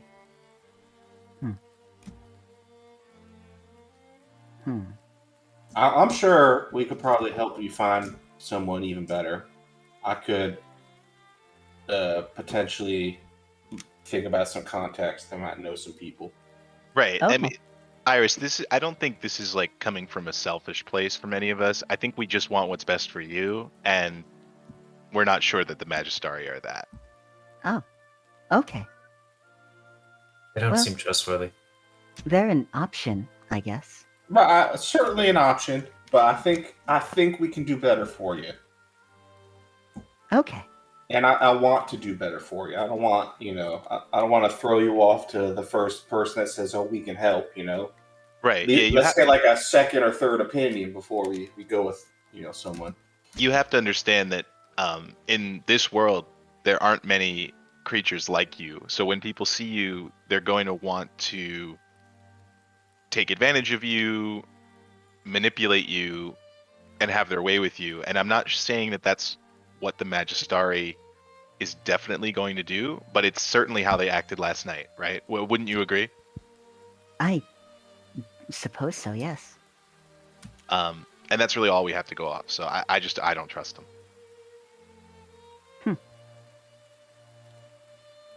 I accept your point. We'll try and find someone more reputable, I guess. Yeah, you have my word on that, Iris. Yeah, we'll make that a priority. Okay. As long as it doesn't interfere with what we're doing in Shikumo. Yeah, it's up there on the list of priorities. Okay. Let's head out then. Into the Spires. Yeah, so you're going to the Spires, yeah? Yeah. Okay. All right. So, any last things you want to do in Westway Walk before you guys leave? Nope. I forget because Not it's for been me. a while. Are we planning on using the magic carpet to traverse the Spires at all? Or We are. I think that's the plan. All right. How and when are we going about that? Well, I think it's if we need it, right? Okay, that makes sense. Who For is some it of it- attuned to? Because that's the only person who can control it. Iris, I I believe. think it's still Iris. Yeah, Alright, we might need to change that out. I'll let you do it retroactively here. I mean, if you wanted to have changed it, you can. But it's not attunement necessarily. It doesn't take up It's a just slot. who's it Yes. who's it you- attached to, basically. Yeah. Um, But it does require a short rest. I would say, being it a magical item, Felix might be well equipped. That's Sure. kind of artificer's bag, so to speak. All right. So you could take the magic carpet. Okay. We'll say you would have retroactively done that. So you now are in charge of the carpet. You have your own word. Make sure you write down the command word. Only you can say it, and it will respond. Okay. So, any other last minute business before you leave? I don't think so. Okay. With that, I believe you guys have horses, correct? Mm. Yep. Yep. Okay, so you go to collect your horses and set off about midday towards the southern part of Caldrone, towards the Spires. And we're going to take our 5-minute break there. We'll come back around 8:05-ish. And pick up with the rest of the Sounds session. good. All right, see you in a little bit. So, with your horses equipped in the day ahead of you, half the day at least, at travel time, with rain pouring down and the distant crackles, thunder, you head south out of Westway Walk, past the Twin Strings Dance Hall, where Barathari got his dancing on last night, where Iris got kidnapped, robot napped. Very eventful day and a half at Westway Walk. And you take your memories and new friends with you. So we can kind of zoom past the majority of this. It will take you about 12 hours to get to the beginning of the Spires. Oh wow. Jesus. thought you were gonna say it'd take 12 hours to get 12 through. I hours was to like, get through this oh, that's nice. It's like, That's a breeze. That's nothing. Big chillin'. Yeah, Oh. no, you got a long ways here. All right. You guys want to go through the spires, right? Yeah. I think so. Yeah, I think that was the plan. That was the plan. Yeah, you could try. I mean, you could go to Jarvis and get a boat. Yeah. Could That just seems so out of the way. Yeah, and even then, where would we drop off? Gat Shadow, and then have to still go all the way back? Yeah, I think we wasted, not wasted, but we spent We've so used much of our so free much time time already. in Answood that we got to just book it. Jared, I got a weird question for you. okay. I have a weird So- answer. So I've been holding on to the scroll of summoning in my bag of holding for like a day or so now, I think, or at least a decent while. Yeah. Do I have to roll anything? Like, is it considered on me, or is it in the bag of holding in a pocket plane? So far as you know, you haven't touched it or read it. Oh, that's that evil scroll. Yes. You are feeling okay, and putting in your I forgot bacon we and had that. your lemon tarts. You know, it seems Dude, okay. bacon grease on it. This evil scroll of summoning currently covered by bacon and lemon tarts. Yeah. It's Well- evil bacon now. Evil lemon tarts. Yeah. As soon as you ingest a single piece of bacon, you instantly have clogged arteries. All of them. You are. Oh my god. Instant congestive heart failure. Yeah, you just go One into piece of bacon. shock. That's a great item to have. Would Yeah. you like some bacon? Ooh, bacon. But yeah, so far everything seems to be okay. Okay. You're not sure. I will say, I mean, the way that all kind of scrolls work is there's obviously a magic protection on them, so it's not literally getting bacon grease on it. But Right. regardless, yeah, it seems to be okay for now. Who knows? Okay. Good question. Okay. Felix, I feel like you would ever so often just kind of go into your darkness and check your amulet. It is Yeah. currently, you cannot get it in any form of darkness, at least you can muster while on the road. You can't get it to glow. Oh, so it's dimmed. It That's good, seems to right? be dimmed and or not glowing any longer. Either one. Ooh. Or both. All right. The glowing's going down, guys. And Oh. we're going in the right direction. Well, I guess that means they're north of us. Yeah. Okay. So, with that, I don't imagine you'll be going the full 12 hours, so you will need to camp out. Unless you want to go through 12 hours. Totally up to you guys. No, Never we got thought I we could got not we got handle two it. people with exhaustion. We're sleeping. Yeah. All right. So, whoever wants to make a survival check to find a good spot, unless you want to go on one of the adjacent campsites on the path, you can do that. Or if you'd like to go deeper into, again, to keep the things visible, all of this is wooded. So kind of on this side over here, that's the redwood trees. And then this side is a smattering of oak, maple, various other trees.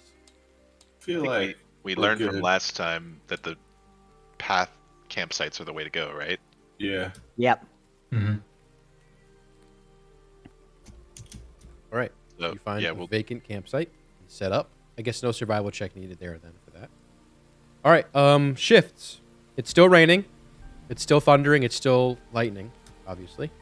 Who would like to take first shift? question. Sure. If Iris or Therathari take the last shift, will they still be exhausted? No, so the way it works is it doesn't have to be contiguous hours of sleep. You just need to get 8 hours of rest at some point. Right. Okay.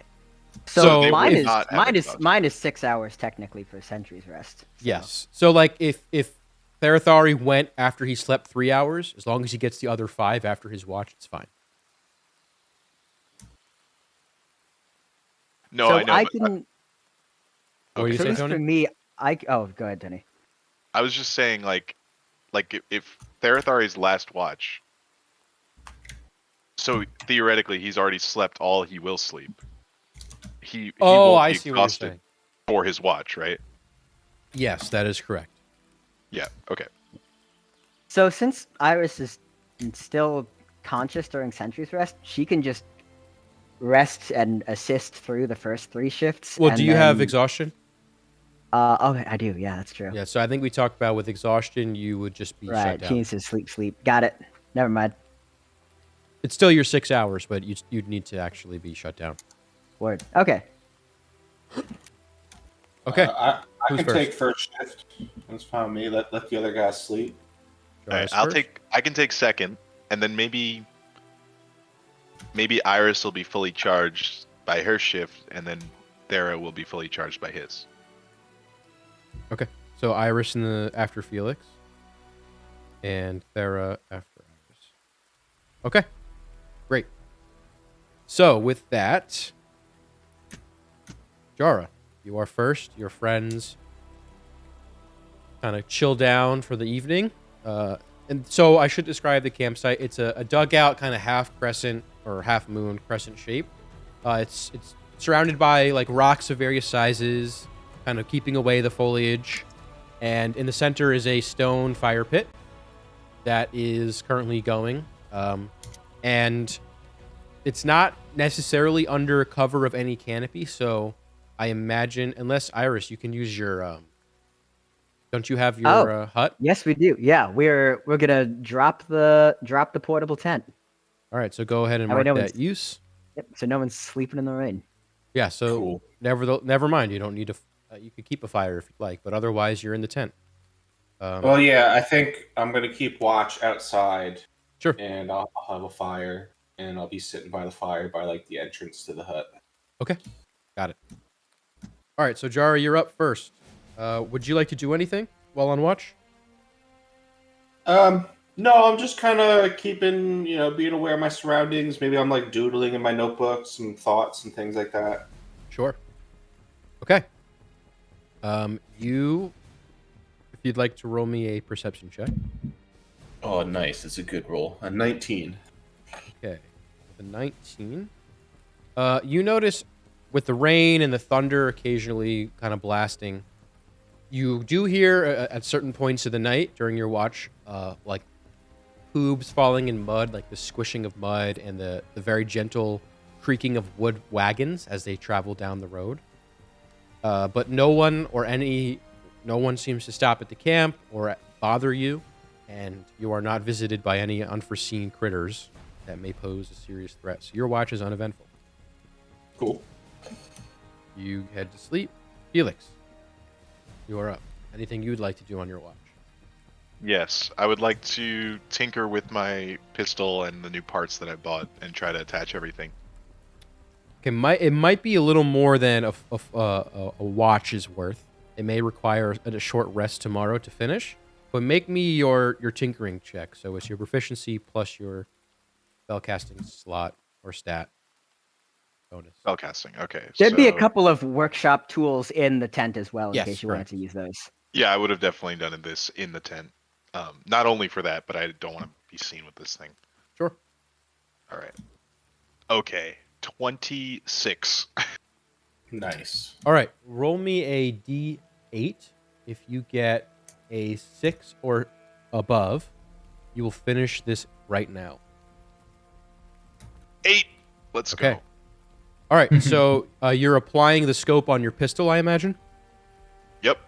And the barrel extension. Okay. So the barrel extension. What is the range on your pistol right now? I believe. Oh, so we're in roll 20, so I don't know. I think it's like 30-90. 30-90. Okay. All right. So this will extend you. So 30, in between 30 and 90 is normal. Outside of 90 is a disadvantage. And, Yeah. right? Or you can't hit, I think. That's how it works. Outside of 90 is disadvantage, I think. Okay.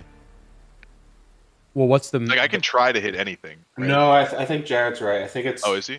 it's 5 to 30 is normal. 30 to 90 is disadvantage. Past 90. Not your is scope. I'm awesome. talking about just the range on your pistol. Is But I that what think- that means? I think you have Yeah, a feat I'm pretty that... sure that's what that means. I think you have a feat that gets rid of that disadvantage, though. The close-up disadvantage, yes, but not the far-away disadvantage. I think I you- really thought Yeah, I think It it's was like 5 to 30 is between normal. 30 and 90. Okay. 30 and 90 is disadvantage, and then 90 you can't hit outside of. Okay. Yes. Sorry. My bad. So that's extended regardless. So you have now 0 to 60, or 5 to 60, and then 60 to 120 with your barrel. Fantastic. And then with the scope, that adds an extra 30 on the end. So 60 to 150. Okay, question about the scope. Sure. Because the scope technically has a minimum like viewing distance of 200 feet. Correct. So is that like wonky? Is that like I see what you're saying. So messy still?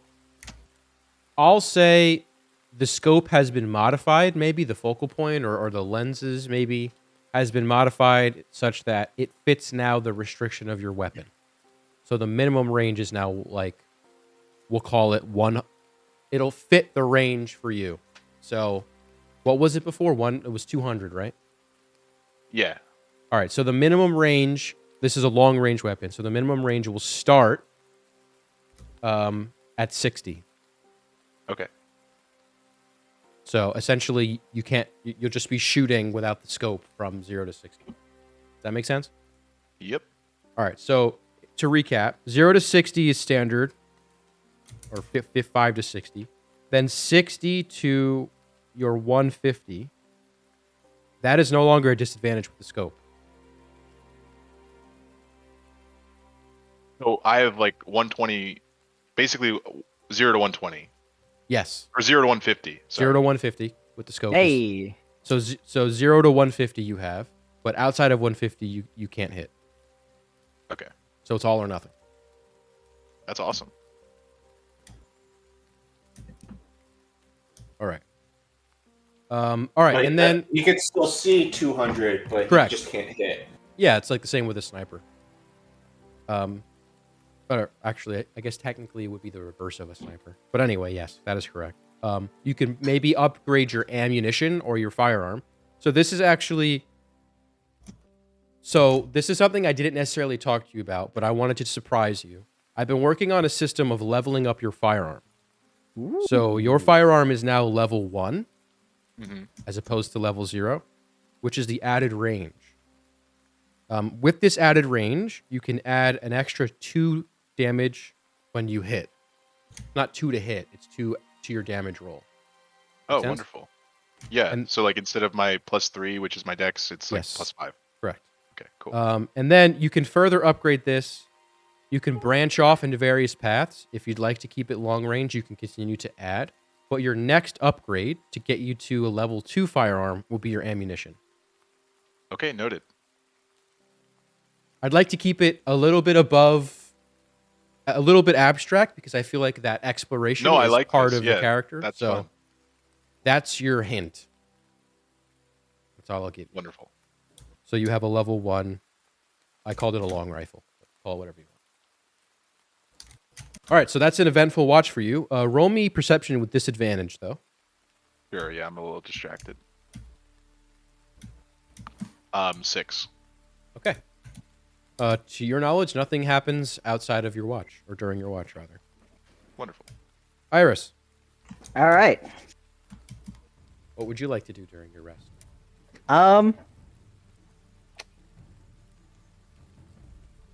So she's still technically exhausted, so she probably wouldn't want to actively try and tinker with anything. So she'll probably just sit outside and sort of look around and watch. Pretty Sure. relatively boring, but she doesn't want to try making Oro's voice box until she's like fully charged up. Yeah, I don't blame you. Okay, roll me a perception check. Okay. All right, 16. All right, you are in the wee hours of the night, so the rain has stopped. There still is in the way distance the occasional flash of light in the clouds of lightning, but it's far enough away where the thunder, if audible, is very, very low. And the rain, slowly over the course of your watch, begins to stop. And towards the end, it is completely stopped. That is your watch. Woo! All right, Thera, you are up. Would you like to do anything during your watch? No. Okay, you are considered Nothing fully special. rested. Okay, all right. Nice. So you may wipe that point of exhaustion off. All right. Make me a perception check. 21. Okay. Roll me a d8 for the weather table. 8. You got an 8, you said? Yep. Okay. So this is the 25th of February. And it is a Wednesday. Okay. With an 8, you awake to an absolutely beautiful morning. The torrential downpours and thunderstorms of the day prior have left in its wake a beautiful, scenic, almost perfect weather day. And you awake your companions, who will all take a full rest. Congratulations. Nice. And it is currently 7:30, 8 in the morning. You guys, I imagine, eat your rations, so mark off a use there. And day is yours. Keep it moving. Yep, I think so. Does Felix want to share his Yeah, work? so sort of on Felix's by the way, like he has like a, what are these called? Like a bandolier? Is that what it's called? Yeah. He's got like a bandolier with a bunch of vials on it. Like that's where he's been putting like his potions and stuff. But additionally he also has a belt. And on that belt you see hanging from it a bag, like a little dice bag looking thing. And that would be his bag of holding. And sticking out of the bag of holding, you can see the handle of his pistol. And Felix will open the bag and do like sort of a magician's trick where the pistol seems to just never end until it does. And it's a rifle. So he's got it concealed on him. And he'll explain that he did all this last night and that he's upgraded and he should be able to hit harder from further away now. Nice. All right. Looks like your purchase came into good use then. Yeah, they did a great job. Couldn't be happier. All right. Good Yelp review. Do you always have to keep it in the bag? Well, no, but if I don't, I fear that I will get some questions. Yeah, it is nearly as tall as you now. Yeah. And he's also wearing a cloak that covers the handle. So, like, there would be no questions. Okay.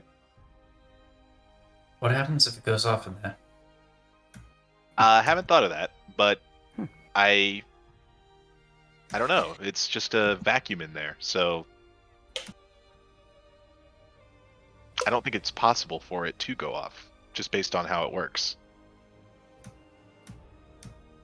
Only one way to find out.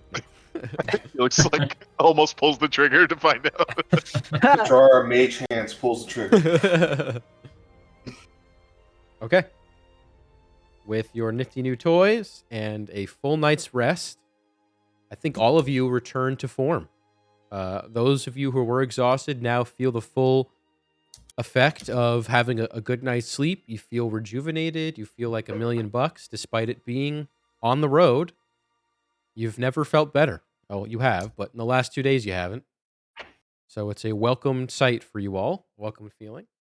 And not on top of that, to boot, you have a beautiful, perfect day of weather. All right. Onwards and forwards, yeah? Indeed. All right. So who has the map? Who would have the map of, like, I think you guys bought maps. I have a map of the Amber Mines. Not very helpful, though.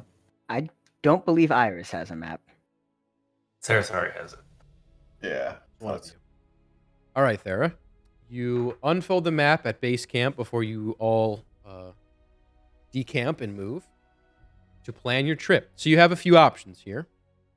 The Spires, zooming in a little bit, they're kind of like dissected, or they're not bisected because there's 3 parts, but there's 3 parts to the Trisected, spire. I guess. Trisected. Thank you. There's 3 parts to the spires. So 3 possible paths through of various difficulty. You can think of this as like the equivalent to like a diamondback, a yellow diamond, like skiing or snowboarding. The difficulty of a slope. It's rated in much the same way. So the shorter paths, unfortunately, are harder to traverse and a little bit more perilous.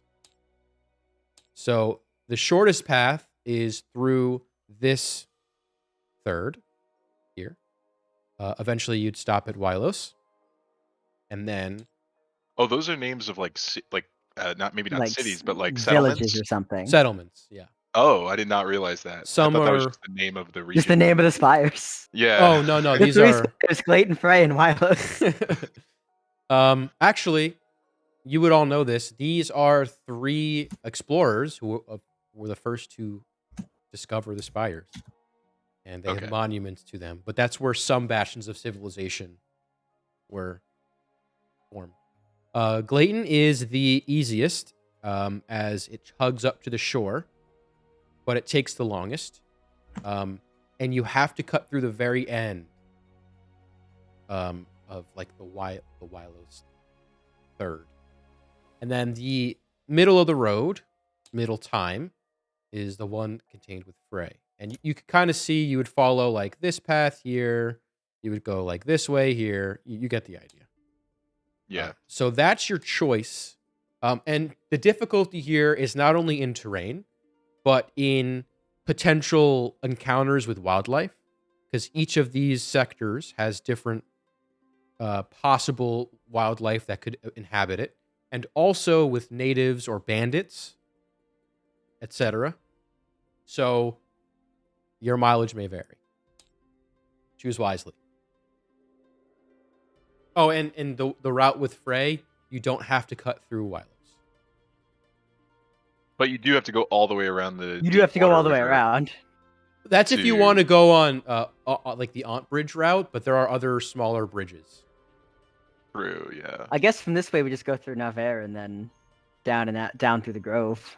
Give me 1 second. I'm getting a call. Decide amongst yourselves.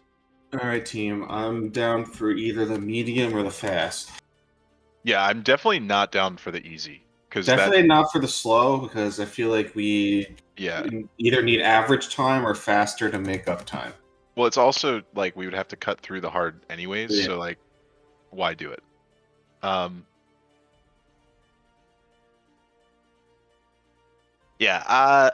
At first I was thinking Wylos. I was leaning hard, but if we went Frey, that seems like after we get out of the spires, maybe we have an easier time. It looks like there might be a path, like right here, like a bridge right there. Yeah. And that might get us to here, and then. Oh, I should draw the bridges. I guess I left you with partial information. Okay. I was just looking at the map. Yeah, so this is a bridge here. You are correct. Okay, this is obviously the main bridge. There is would that path like connect to Navarre? No. No, it connects here. You see? Okay, it goes that way. Oh. And then there's a bridge directly here. So there's nothing else that goes through the woods? Is there a path that goes this way? No, it goes like this. It's very faint, but yeah. Okay, but it's still. But we could go to the left and then to Navarre that way. Correct. That might not be as bad. Team. Yeah, I'm fine with either Wylos or Frey. Yeah, I mean, I think Frey actually makes the most sense because we're gonna have to go east at some point, anyways. So why not? Where's our final destination? Black Down Rocks. here. Black Rock. So why not go east now? Have it be easier. That just seems like a win-win, right? I should also give you more information on time. Oh yeah, days wise, how long does it take? Okay, so the quickest one, like through the spires, like directly through them. This is a 2-day journey if you can go fast pace. The easiest path is approaching 4. It's like 3.75. And then I'm not doing them in the same color clearly. And then this medium, we'll call it path, is just under 3 days. It's like 2.75, maybe a little more, depending on how. But fast Jared, tell me this. Sure. It seems to me like even though this is the longer path through the spires, that like this, or roughly that, is an overall shorter path than this. Yeah, I mean, distance-wise, correct. Well, I don't think we can do this part. I think we have to that looks that way. true. Yeah, it'd be more like going around the water. You're right. So if we go around the water, it's likely about the same distance. Probably about the same. They're 'Cause we still all have to cut roughly back. they're all roughly the same. Yeah, because Rough. we'd still either have to cut back or cut through the grove. All right, this way. what's the difficulty spike we're talking about here, Jared? I don't know. You want exact CR? Yeah. The reason why this is so long is because you have to cut through all like Wylos as well. So question. Can I have a guidebook? Can I have that flora and fauna Oh, guidebook? true. Yeah, Oh we can yeah, look that's up. true. Can I use that to try to make an informed decision on I like your thought how process. much more difficult it would be? All right, well, that's a possibility. I think Paul wanted to say something as well. Is Aunt Bridge the name of the bridge or the name of this little hamlet over here? Both. That would be very Okay, funny got if it. it was not the bridge. Okay, so either way, whichever one we come out from the spires or either Wylos or Frey, we're gonna hit some level of civilization Yeah, this is deep water outside of this village. right here. Deepwater River. This is deep water. That's Aunt Bridge. This is the Aunt Bridge. Yeah.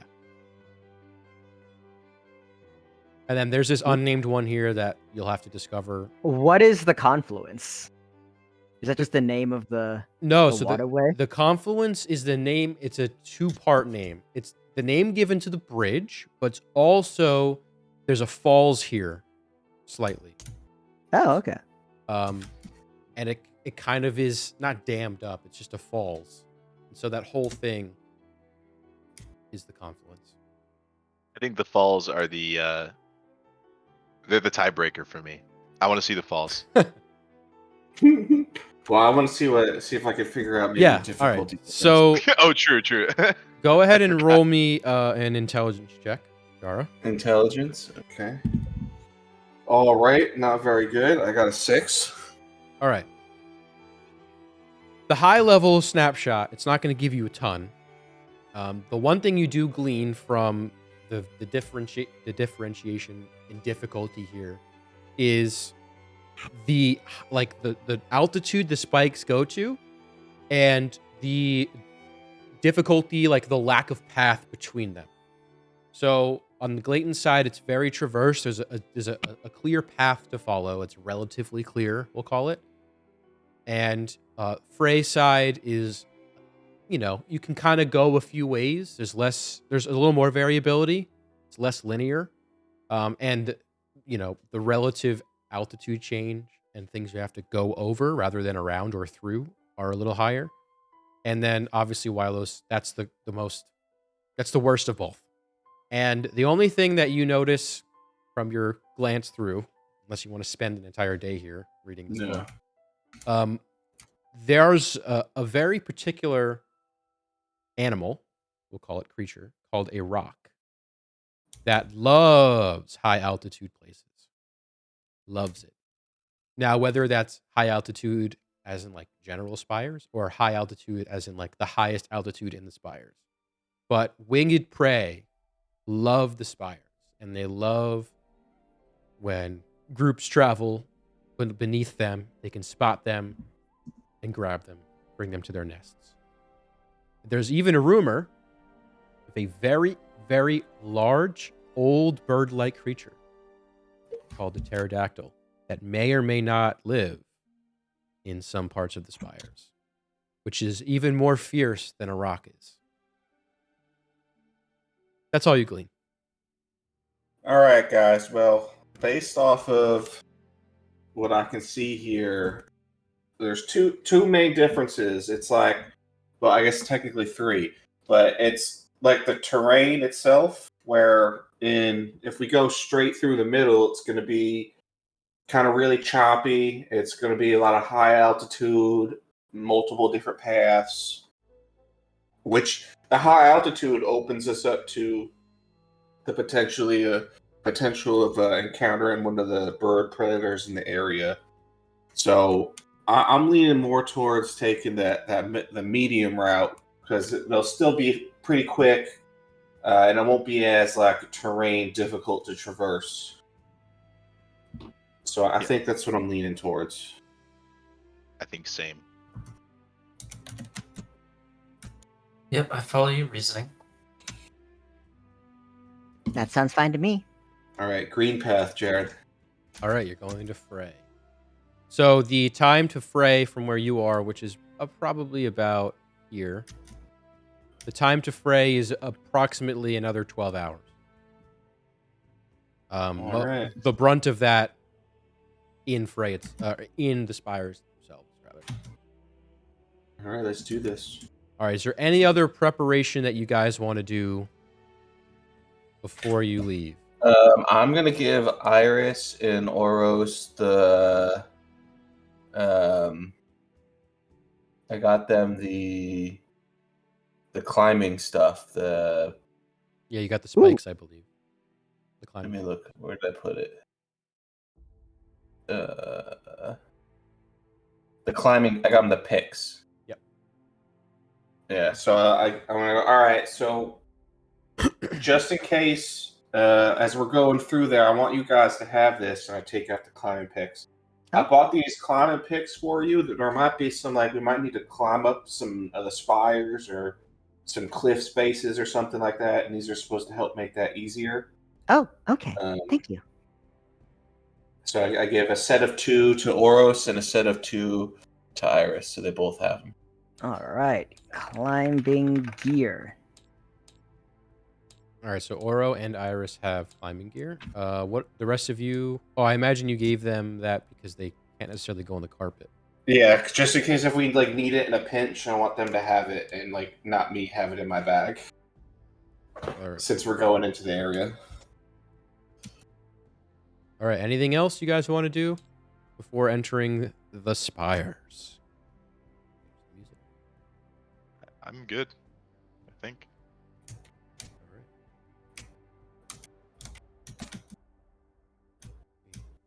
Yep, all good.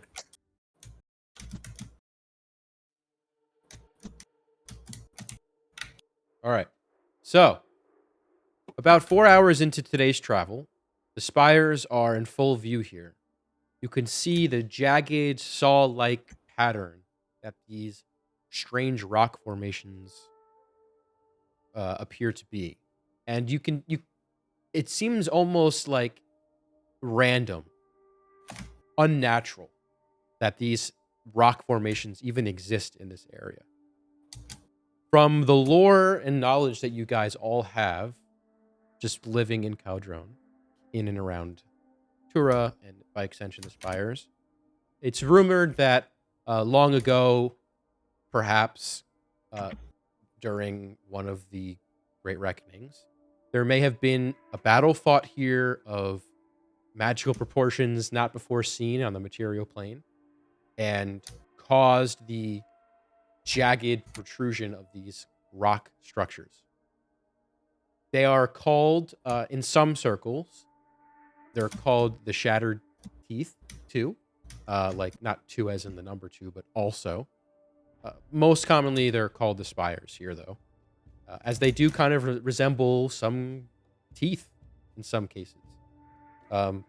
Regardless of that, pushing through, as you get closer and closer to the Spires, you notice the traffic has basically withered away.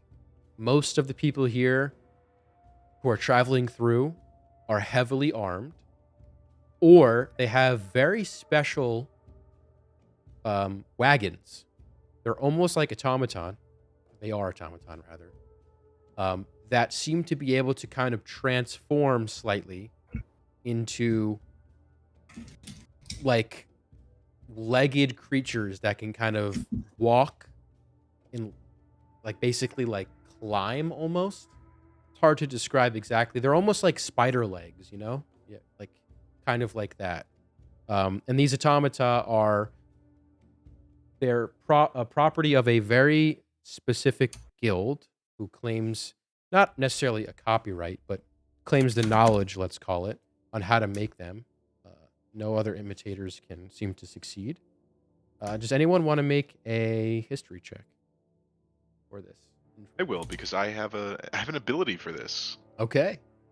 I add twice my proficiency bonus for this because I'm a rock gnome. Ooh. Because Ooh. I know about magical items. I just rolled 2 dice. Sorry. My bad. Okay. It is, wow, that is a very high roll.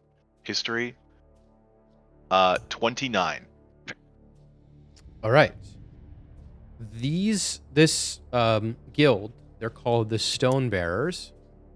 And essentially they are very skilled at creating all sorts of automata or wares and whatnot to get you through the spires at an extreme premium. These machines go for tens of thousands of gold, some of them for 100,000 plus. These are extremely expensive machines, but they are designed for this sole purpose. And if you are a trader or a merchant that needs to get your stuff through by land, this is the only way.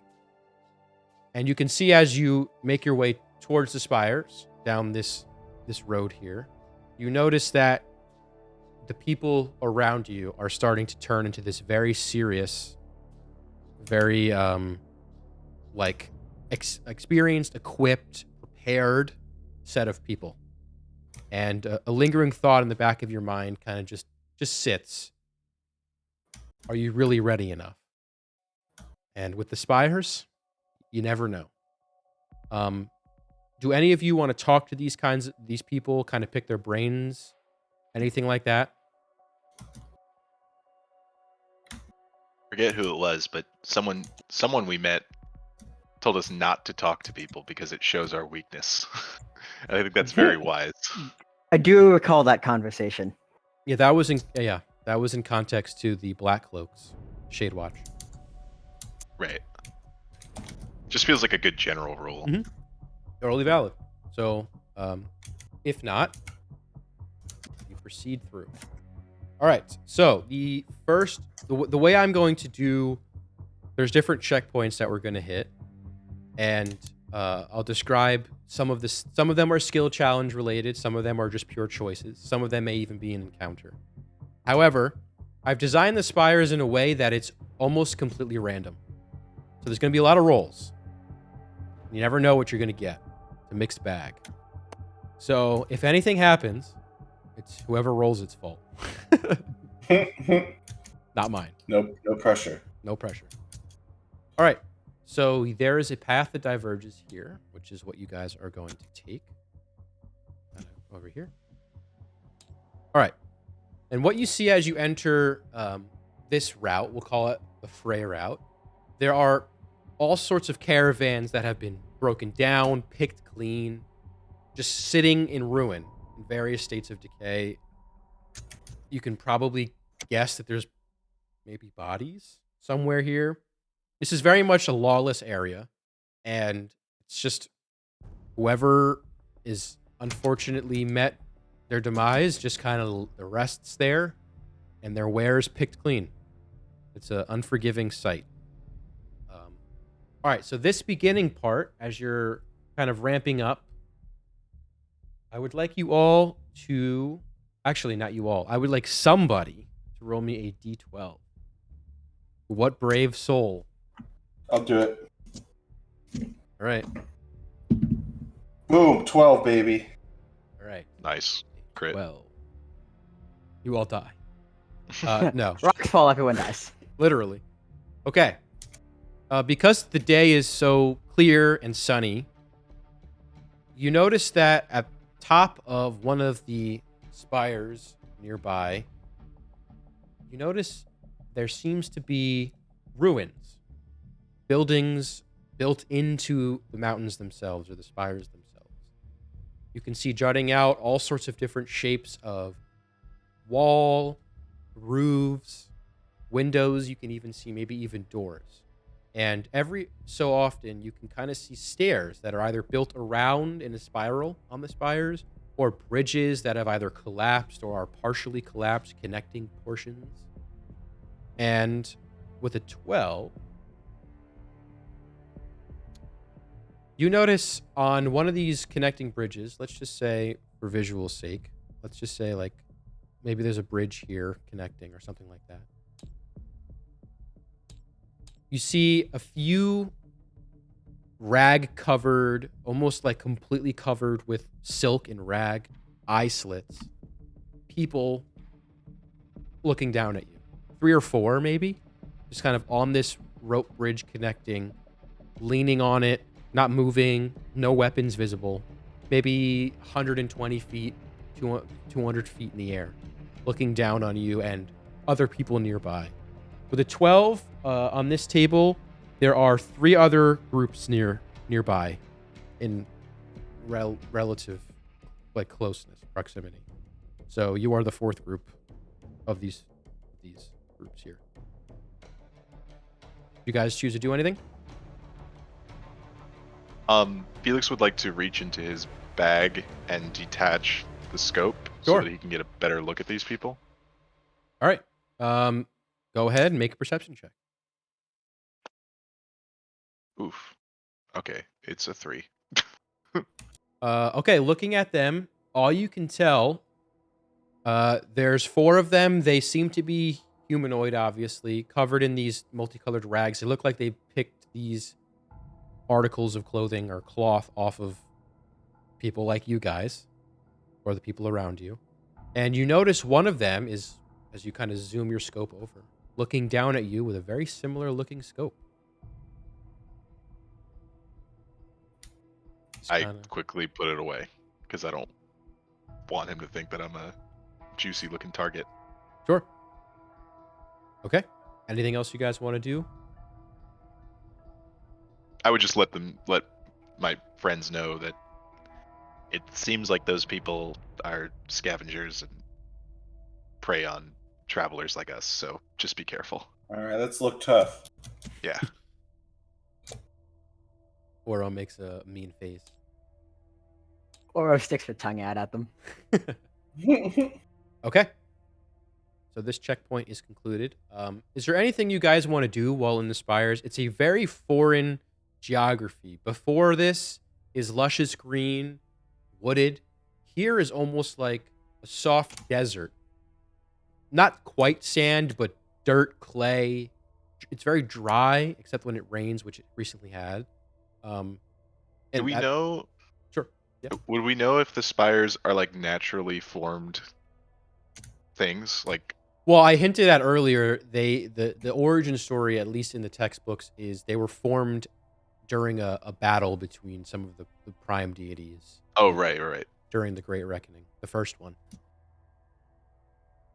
So they're newish. A couple thousand years old, or 1,000 some odd years old.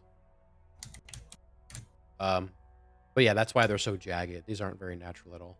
But yeah, so the ground is like clay, terracotta, kind of. It's very strange because the air here isn't particularly warm. Just nothing grows. And nothing wants to live here. At least that doesn't want to kill other things.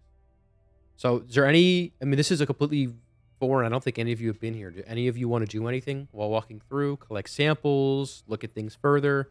There's also a ton of ruins in the Spires. Potentially. That's tough for me.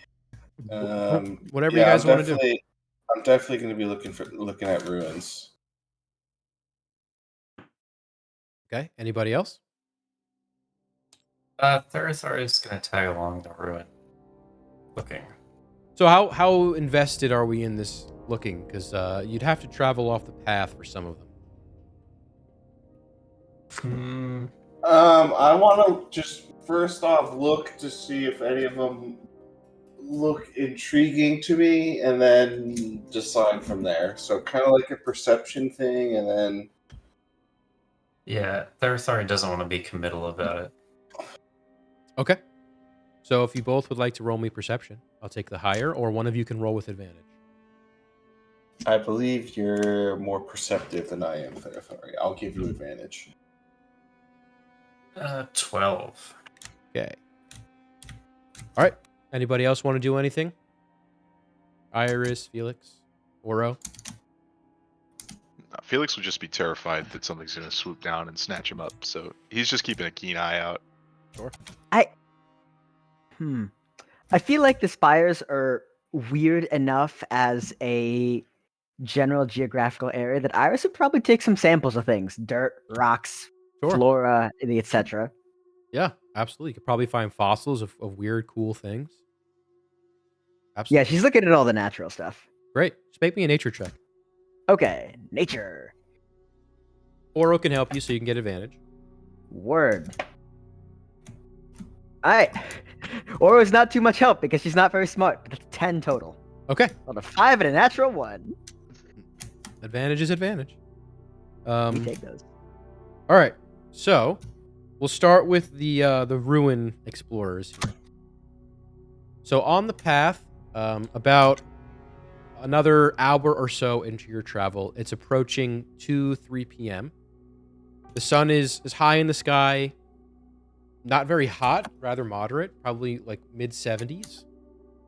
Like a nice clear day, which is perfect for spotting these kinds of ruins. Nice. So, what was your roll, Sarah? 12. 12.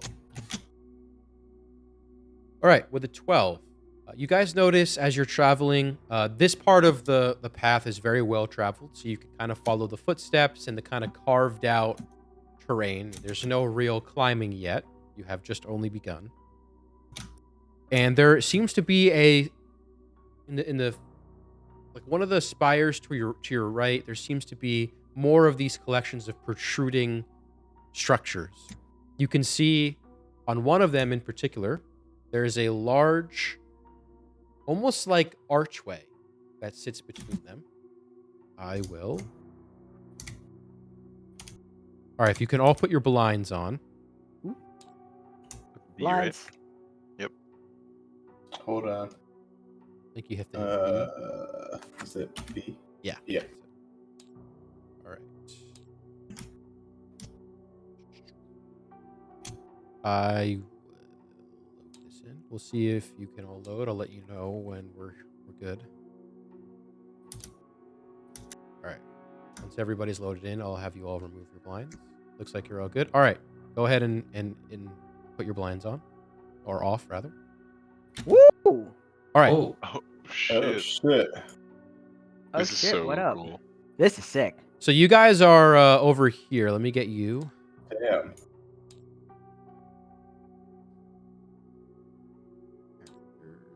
All right. So we have Thera, Iris, Jara, Oro, Felix. All right. You guys see where you are? Not at all. yeah. You're all the way at the Oh, yes, I see. far Okay. end of the table here. Oh dear. Oh my lord. Okay. This is massive. Now The scale Big is old trees, nuts. man. I couldn't find the proper trees, but these would be like leaveless trees. They're dead trees, and they're dried and rotted and like basically withered away. So is it like petrified Correct. wood in a sense? That's a perfect way to describe it. It's petrified wood. Very, like, brittle. Yes. Gotcha. Perfect for starting a fire, but not very good at anything else. Noted. All right, so you see in the far distance this rope bridge, and then even a little further back, the beginning of this massive archway. Now, I will warn you, and maybe it would be worth putting this in the chat so you guys can reference it, but do that for next time. I will warn you that going on this path may add significant transit time in maybe quarter of a day, half a day, depending on where you go. So this is a path that's a little bit divergent of the normal path to Frey.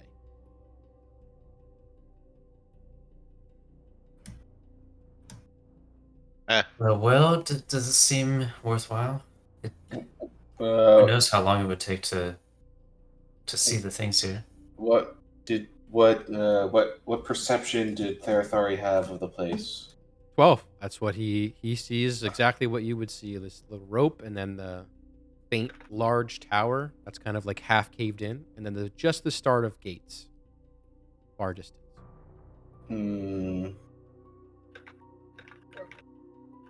I want to just kind of see what the main building is really quick, and then... So I should be more specific. All right, so when you get to the center point, continuing straight is a diverging path.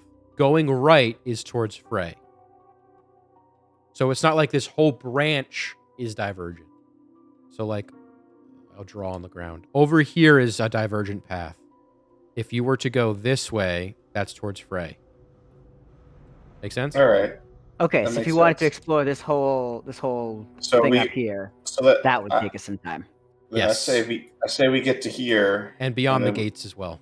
and then we figure that out. Sure. Yeah. Yeah, I mean, Sure, you, yeah. you guys can get there, no problem. Oh, and by the way, the behind you, some ways, in a very similar way, there would have been people standing on this bridge. It's not this one in particular, but this is exactly what it would have looked like. Right. Okay. So you guys can go there, no problem. You're all bunched up, but that's fine. Feel free to move about the cabin. You're not afraid to move about the cabin. I want to. Can we go take a closer? I guess. Can we go like maybe there, and then you could use your fancy scope to maybe look at it in some better detail? Sure. All Go right. ahead. We can just move here. Yeah. You're Like- saying No, I drew that one. I think he was saying back further. here. Right, because I don't know how long it'll take to get over there. I'm assuming this will be like just a little bit. All right. Yeah. I'll scope out the arch and ruins around it. All right, go ahead. Yeah. Look for like any sort of symbols or like drawings or anything that might give us an idea of what this building or ruins like were or were used for. You got it. That is a 16. All right. All right, so where are you focusing mainly? On the gate? Yeah, probably. All right. So in reality, again, assets, you got to kind of bear with it. This would extend all the way down. I just did it if the proportions would look ridiculous if I actually extended this asset down. But they go down to the base of the spire, and the gate is at the base of the spire. But I wanted to give the effect that they would protrude out. Anyway, I think it does the job. But I think you regardless, did a great job with what you had, for what it's worth. Yeah. you take a look at the gate, kind of moving your lens up, down, right, up, all over. This has Sylvan writing. Make a history check, Felix. Oh damn! I speak Elvish. That's. But you have those goggles.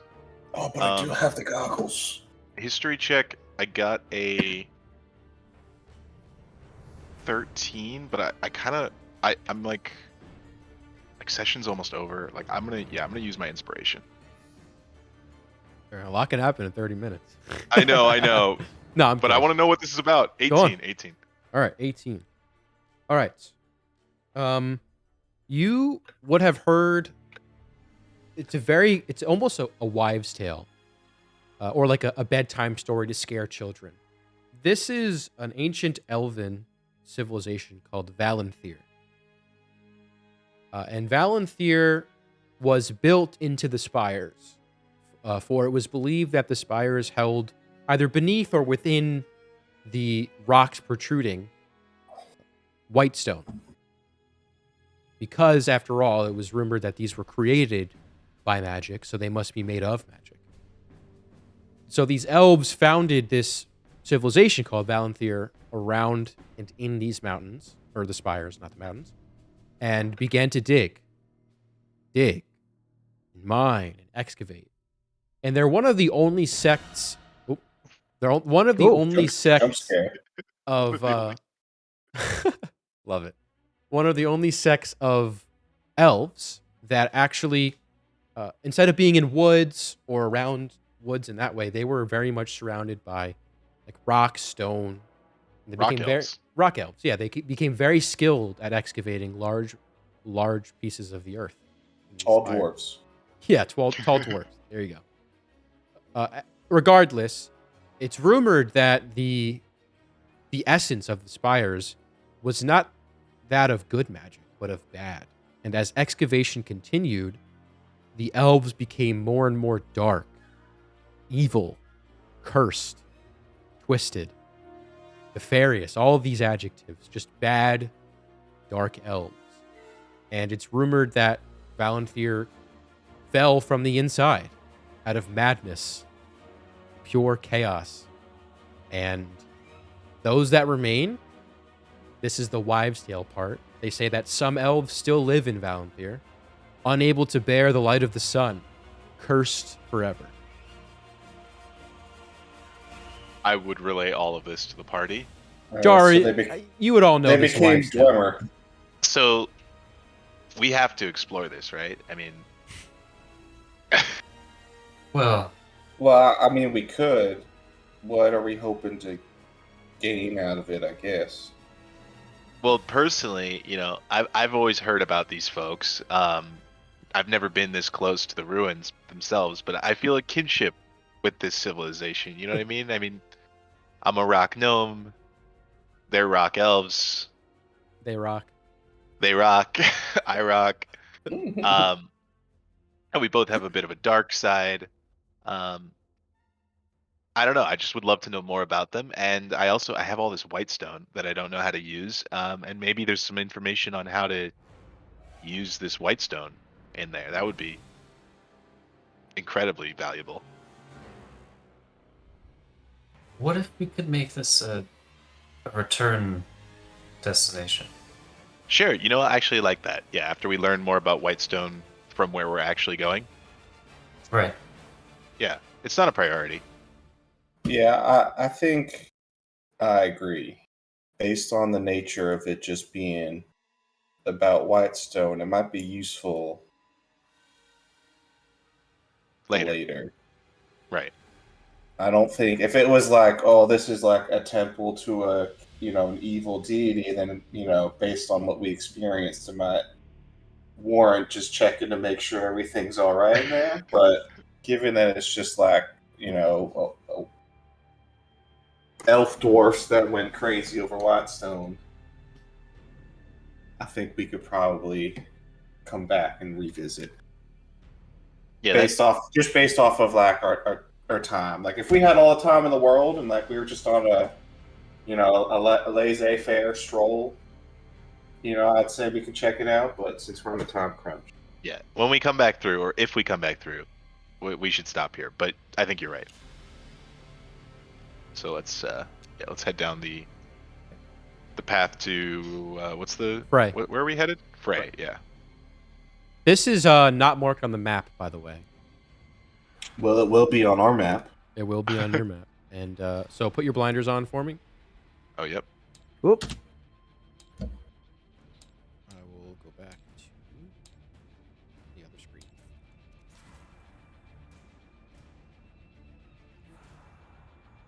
All right. You can remove them. And I will draw on this map for you the location of the ruins of Valanthir. So, I'll erase this part. I'll leave this so that you know where it's kind of separated. And then, so Valanthir would be right in like this section here. Behind this spire and in between the other one. Not a 3D map, but that's where it would be. Okay. Sounds good.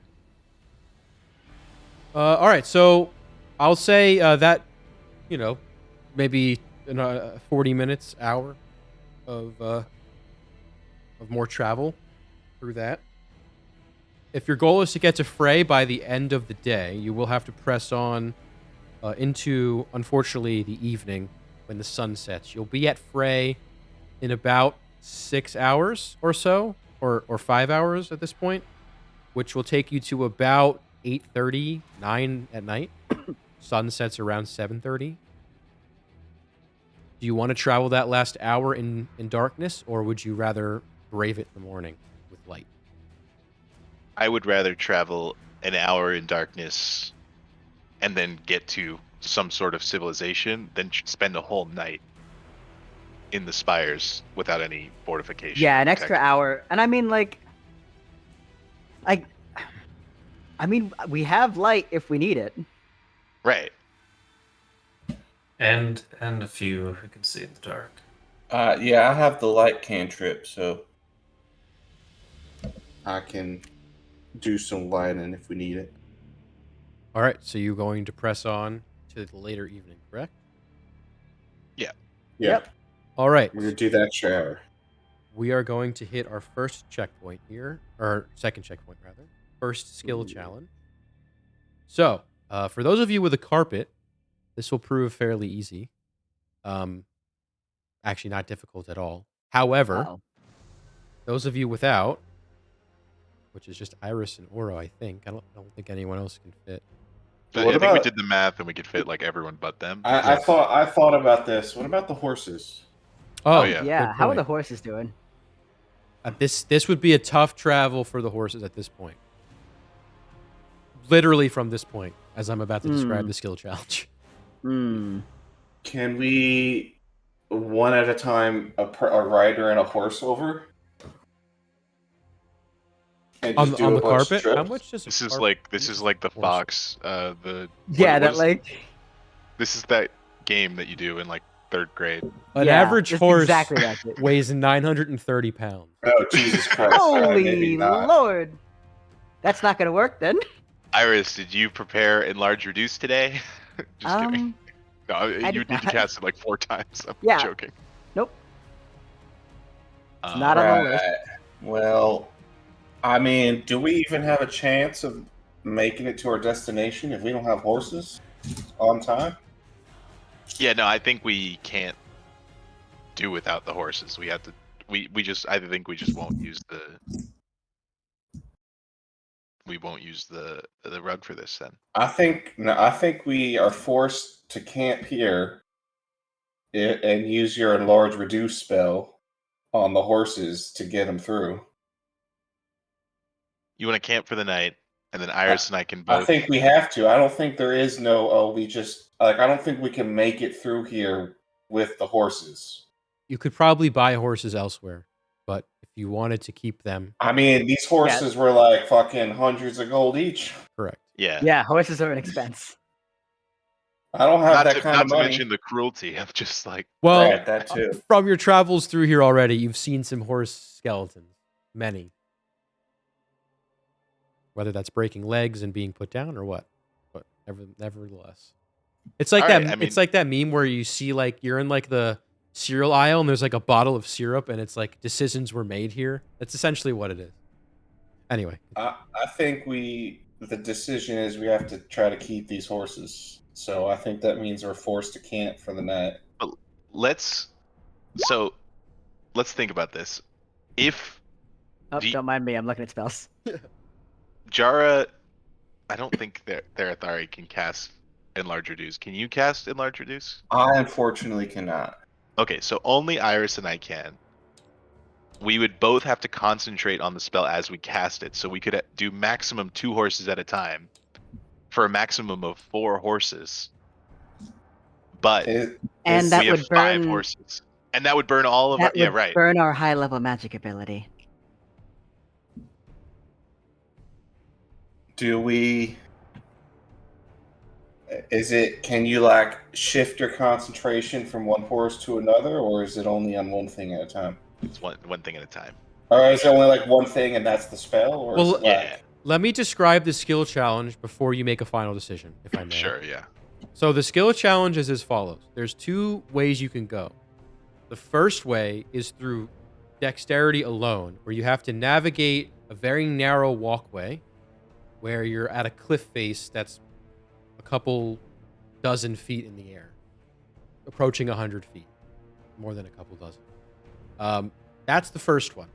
The second one is there's an alternative route where it requires climbing. It's a little safer. It's more strength-based, and it will navigate you over and down on the other side rather than around. Those are your 2 choices. I'm sorry. Can you describe choice number 1 again? Yeah, so you're essentially you're going around one of the spires, and it's a sheer cliff face that drops like 100 feet ish, and you have to navigate around it. It's a very narrow ledge and requires dexterity. Oh. Otherwise, you'll have to do strength and climb over and back down. Oh, well, this isn't bad. All right. The first skill challenge isn't too bad yet. Iris, did you prepare Featherfall today?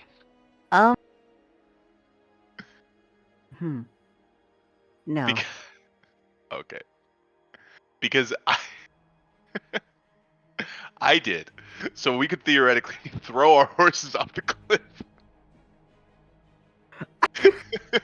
Well, they would land on the ground, but you're not going to the ground. So wait, all right, I might have I'm to sorry. draw Like a valley, if you will. Oh, we'd have to like go over a drop. So essentially, the path kind of slopes up. Let's call this is the round, like this is the spire, and it extends out of the page up, right? Yes. This is another spire, Yes. right? So you would be navigating around this spire to connect down this way and continue on like this path here. Still raised, right? Off the Okay. ground. Or you would go over this spire and back down to this path. That's your choice. Either way, throwing your horse off of here would land it in a valley. Okay, A I very see. steep, jagged valley. You could totally do that. I'm with it. But it would be really hard to get them back. Yeah. All right. I That's see. probably more accurate to draw like this is the outer spire, maybe. I don't know. I get the picture now. It's like walk around or climb over. Mm-hmm. Or push down valley. I mean, that's an alternative option. Push them down the valley. No, we're not doing that. So that's All your, right. Well, I guess we go the ledge route, right? Because that's possible with the horses, right? yeah. You want the horses? It's kind of around is the only real option. I Yeah, don't we know. should definitely lead the horses though. Like I don't think we should be on Yeah. the horses. Yeah, that's fine. Lead them. And how far down is it again? It's almost 100 feet, Oh god. which in my version of D&D is fatal Yeah. That's because not. I do the dice formula differently. I mean, it only makes sense 100 feet would fucking kill you. Yeah. Just fall flat. I mean, at the distance we'd be falling, this maybe we should go down. You also have Iris's 200-foot rope ladder. We do have that. You have I'm options. attuned to that. You have options. Yeah, how could that help us here? With the horses specifically. Might not. Well, we don't want to go down, right? We want to go across.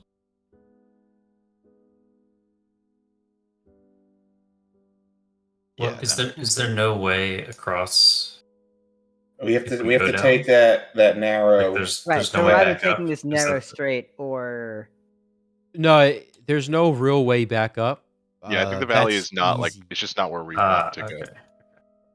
I mean, Um, you could maybe brave it, but it would be a lot of climbing. A lot of climbing.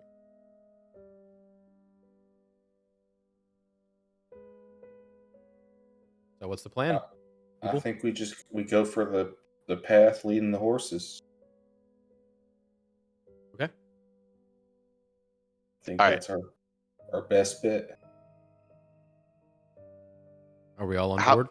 Tell me what you think about this. What if I go last? I do have a spell web today. I could, in a pinch, if a horse is falling, I could cast web in between the masses to kind of catch the horse. But I don't know if that gets us very far, because then the horse is just trapped in the web with no way out. Might just be prolonging its suffering. I don't know.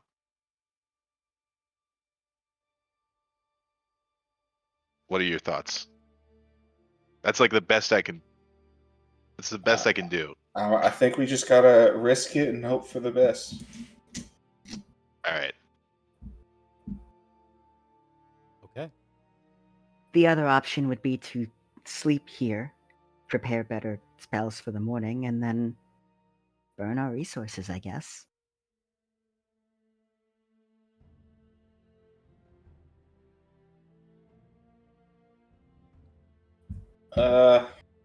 Well, I don't think we could get all the horses across anyway.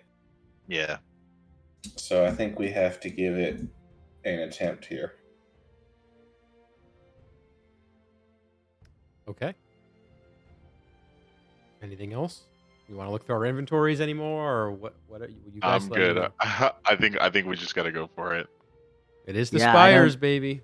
I don't think I've got anything else that would be helpful here either. There's some crazy stuff that's gone through my mind in the last 5 minutes. I'm sure. That's how it's got to be. What if, All right. what if we okay. We have rope. Yeah. Maybe there's a way we could get across first and use our rope to create somewhat of a guide or a railing for the horses.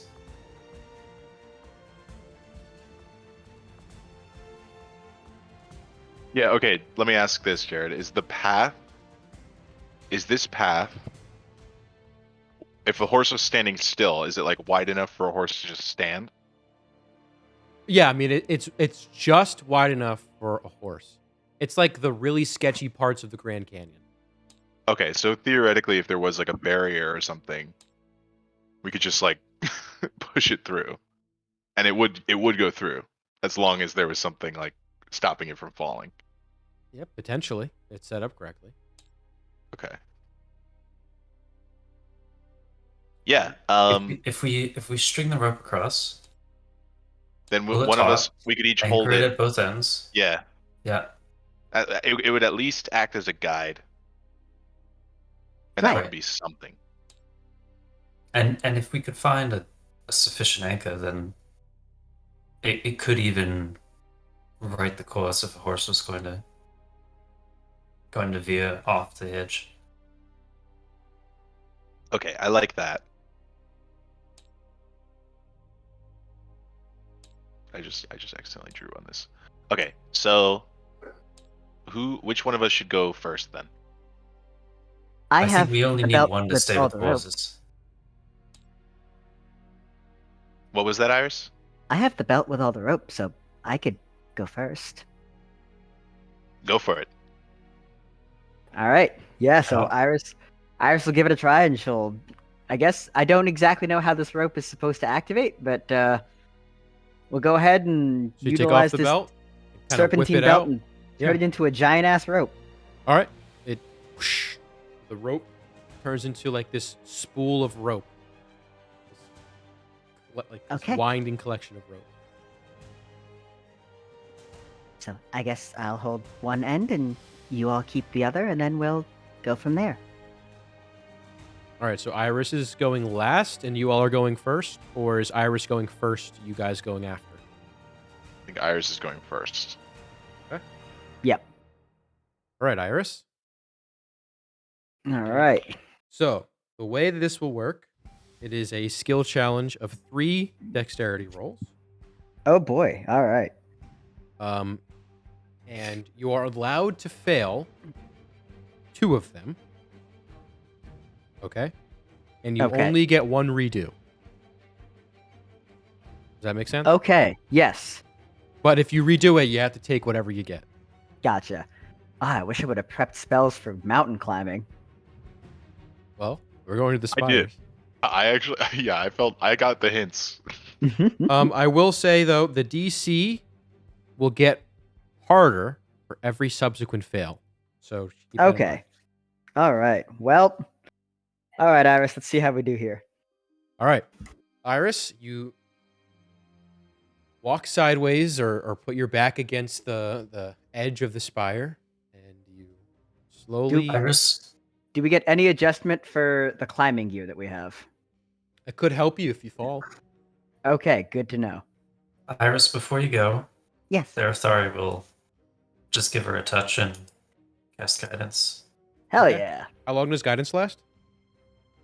Up to 1 minute as I concentrate. Okay. It may be a little more than a minute for you to cross, but at least for your first check, definitely you will get this Okay. guidance. We are scooting our way. All right, you're scooting.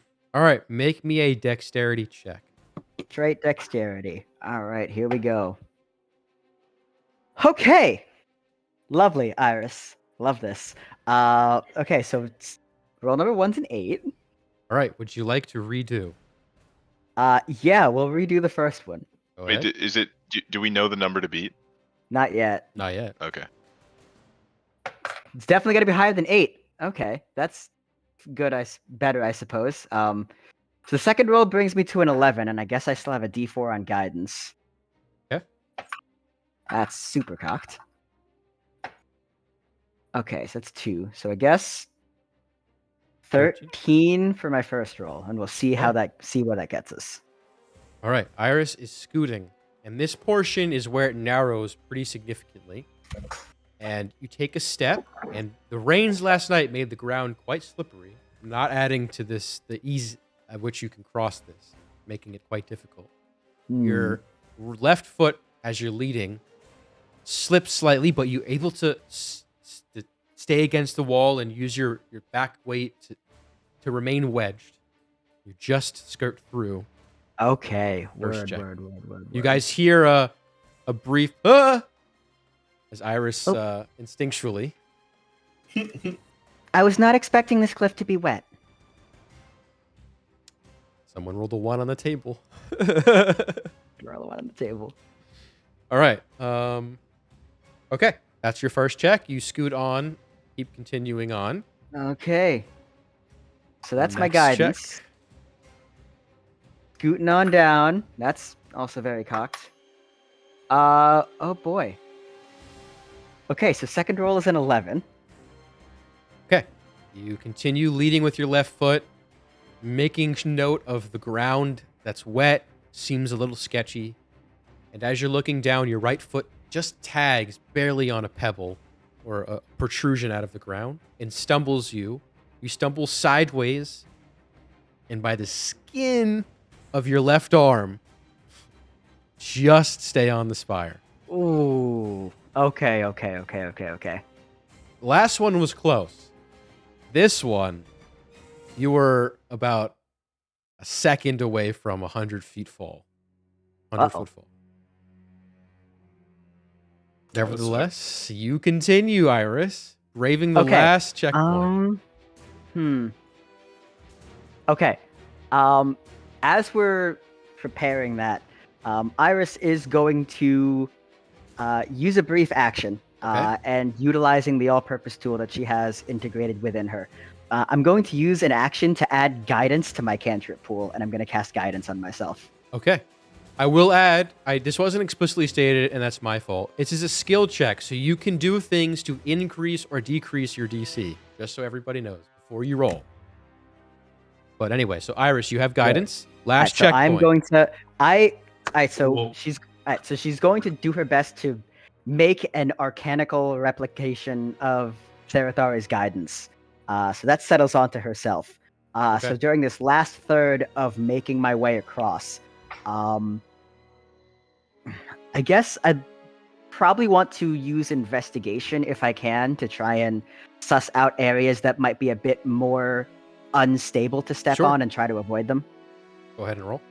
Okay. Investigation is a 24. All right. given the rain working against you the day prior, in this case, it actually helps illuminate a semi-hidden platform that, to the naked eye, without the pool of water there, you wouldn't notice is as worn as it is, leading you to believe that this is perhaps a common footfall for somebody or people traveling through. And because of that, you're able to identify perhaps your next step or two. All right, let's go ahead and hit it. We got this. We got my own guidance on. So that's going to be 19. After 2 close calls, Iris, you're able to quite effectively and gingerly scurry your way to the end destination on the other side. A sigh of relief looking back at the path you traveled, making a note that you didn't look down, thankfully, and inadvertently looking down now, you're thankful you didn't. You are on the other side. Hell yeah. I'm going to make my way to the other side. And with the rope that I've got, I'm going to loop it through one of the different pythons I have because of basic adventuring gear. And I'm going to start hammering it like down into some of the pliable dirt so I don't have to hold it the whole time. All right, make a strength check. All right. Okay, not terrible. 12. All right. Yeah, it's in the ground as best you can. Breaking through the clay. You still probably have to hold it, but it's doing a lot of the lifting for you. Okay, word. All right. Have the rope. I know we're approaching 9:30. I want to get you across, hopefully, this part of the maybe.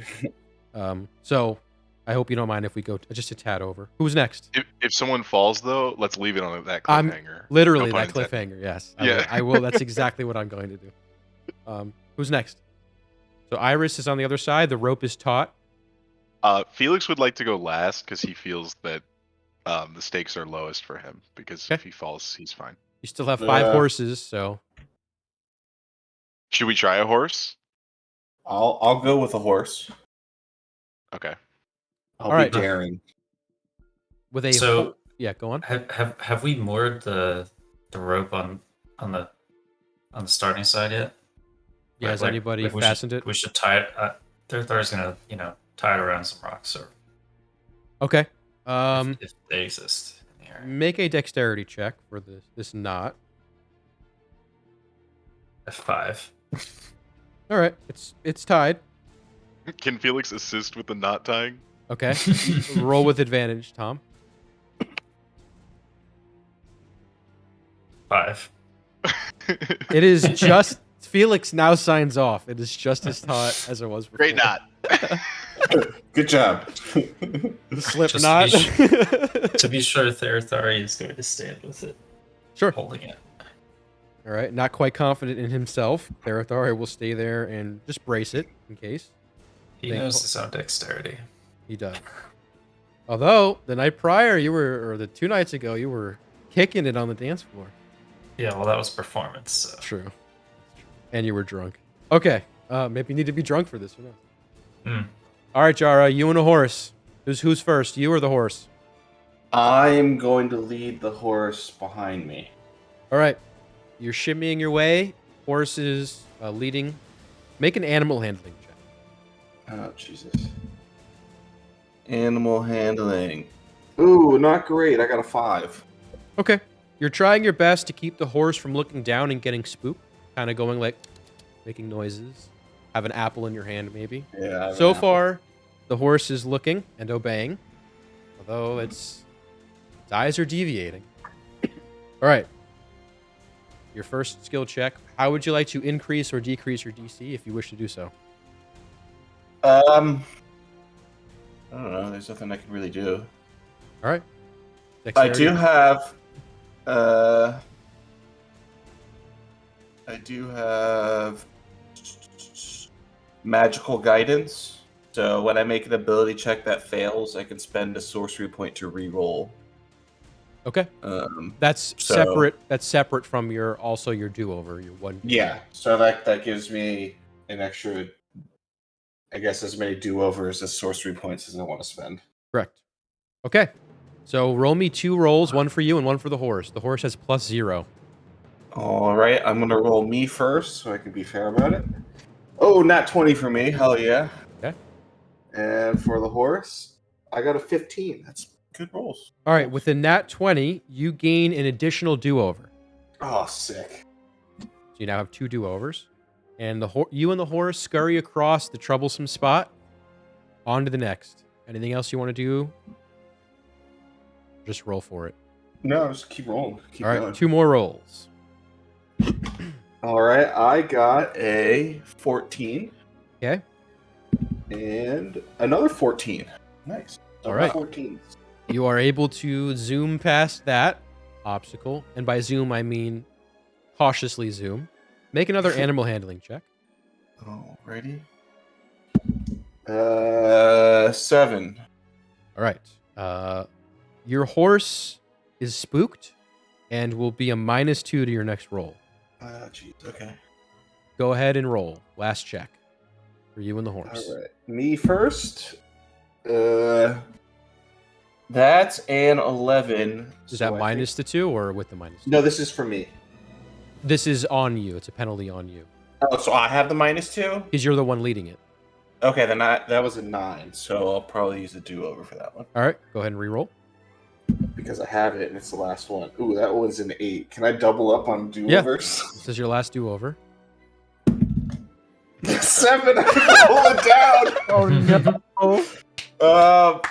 Fuck it. Sorcery point, baby! Let's keep doing this! Okay. Aren't you allowed to fail once?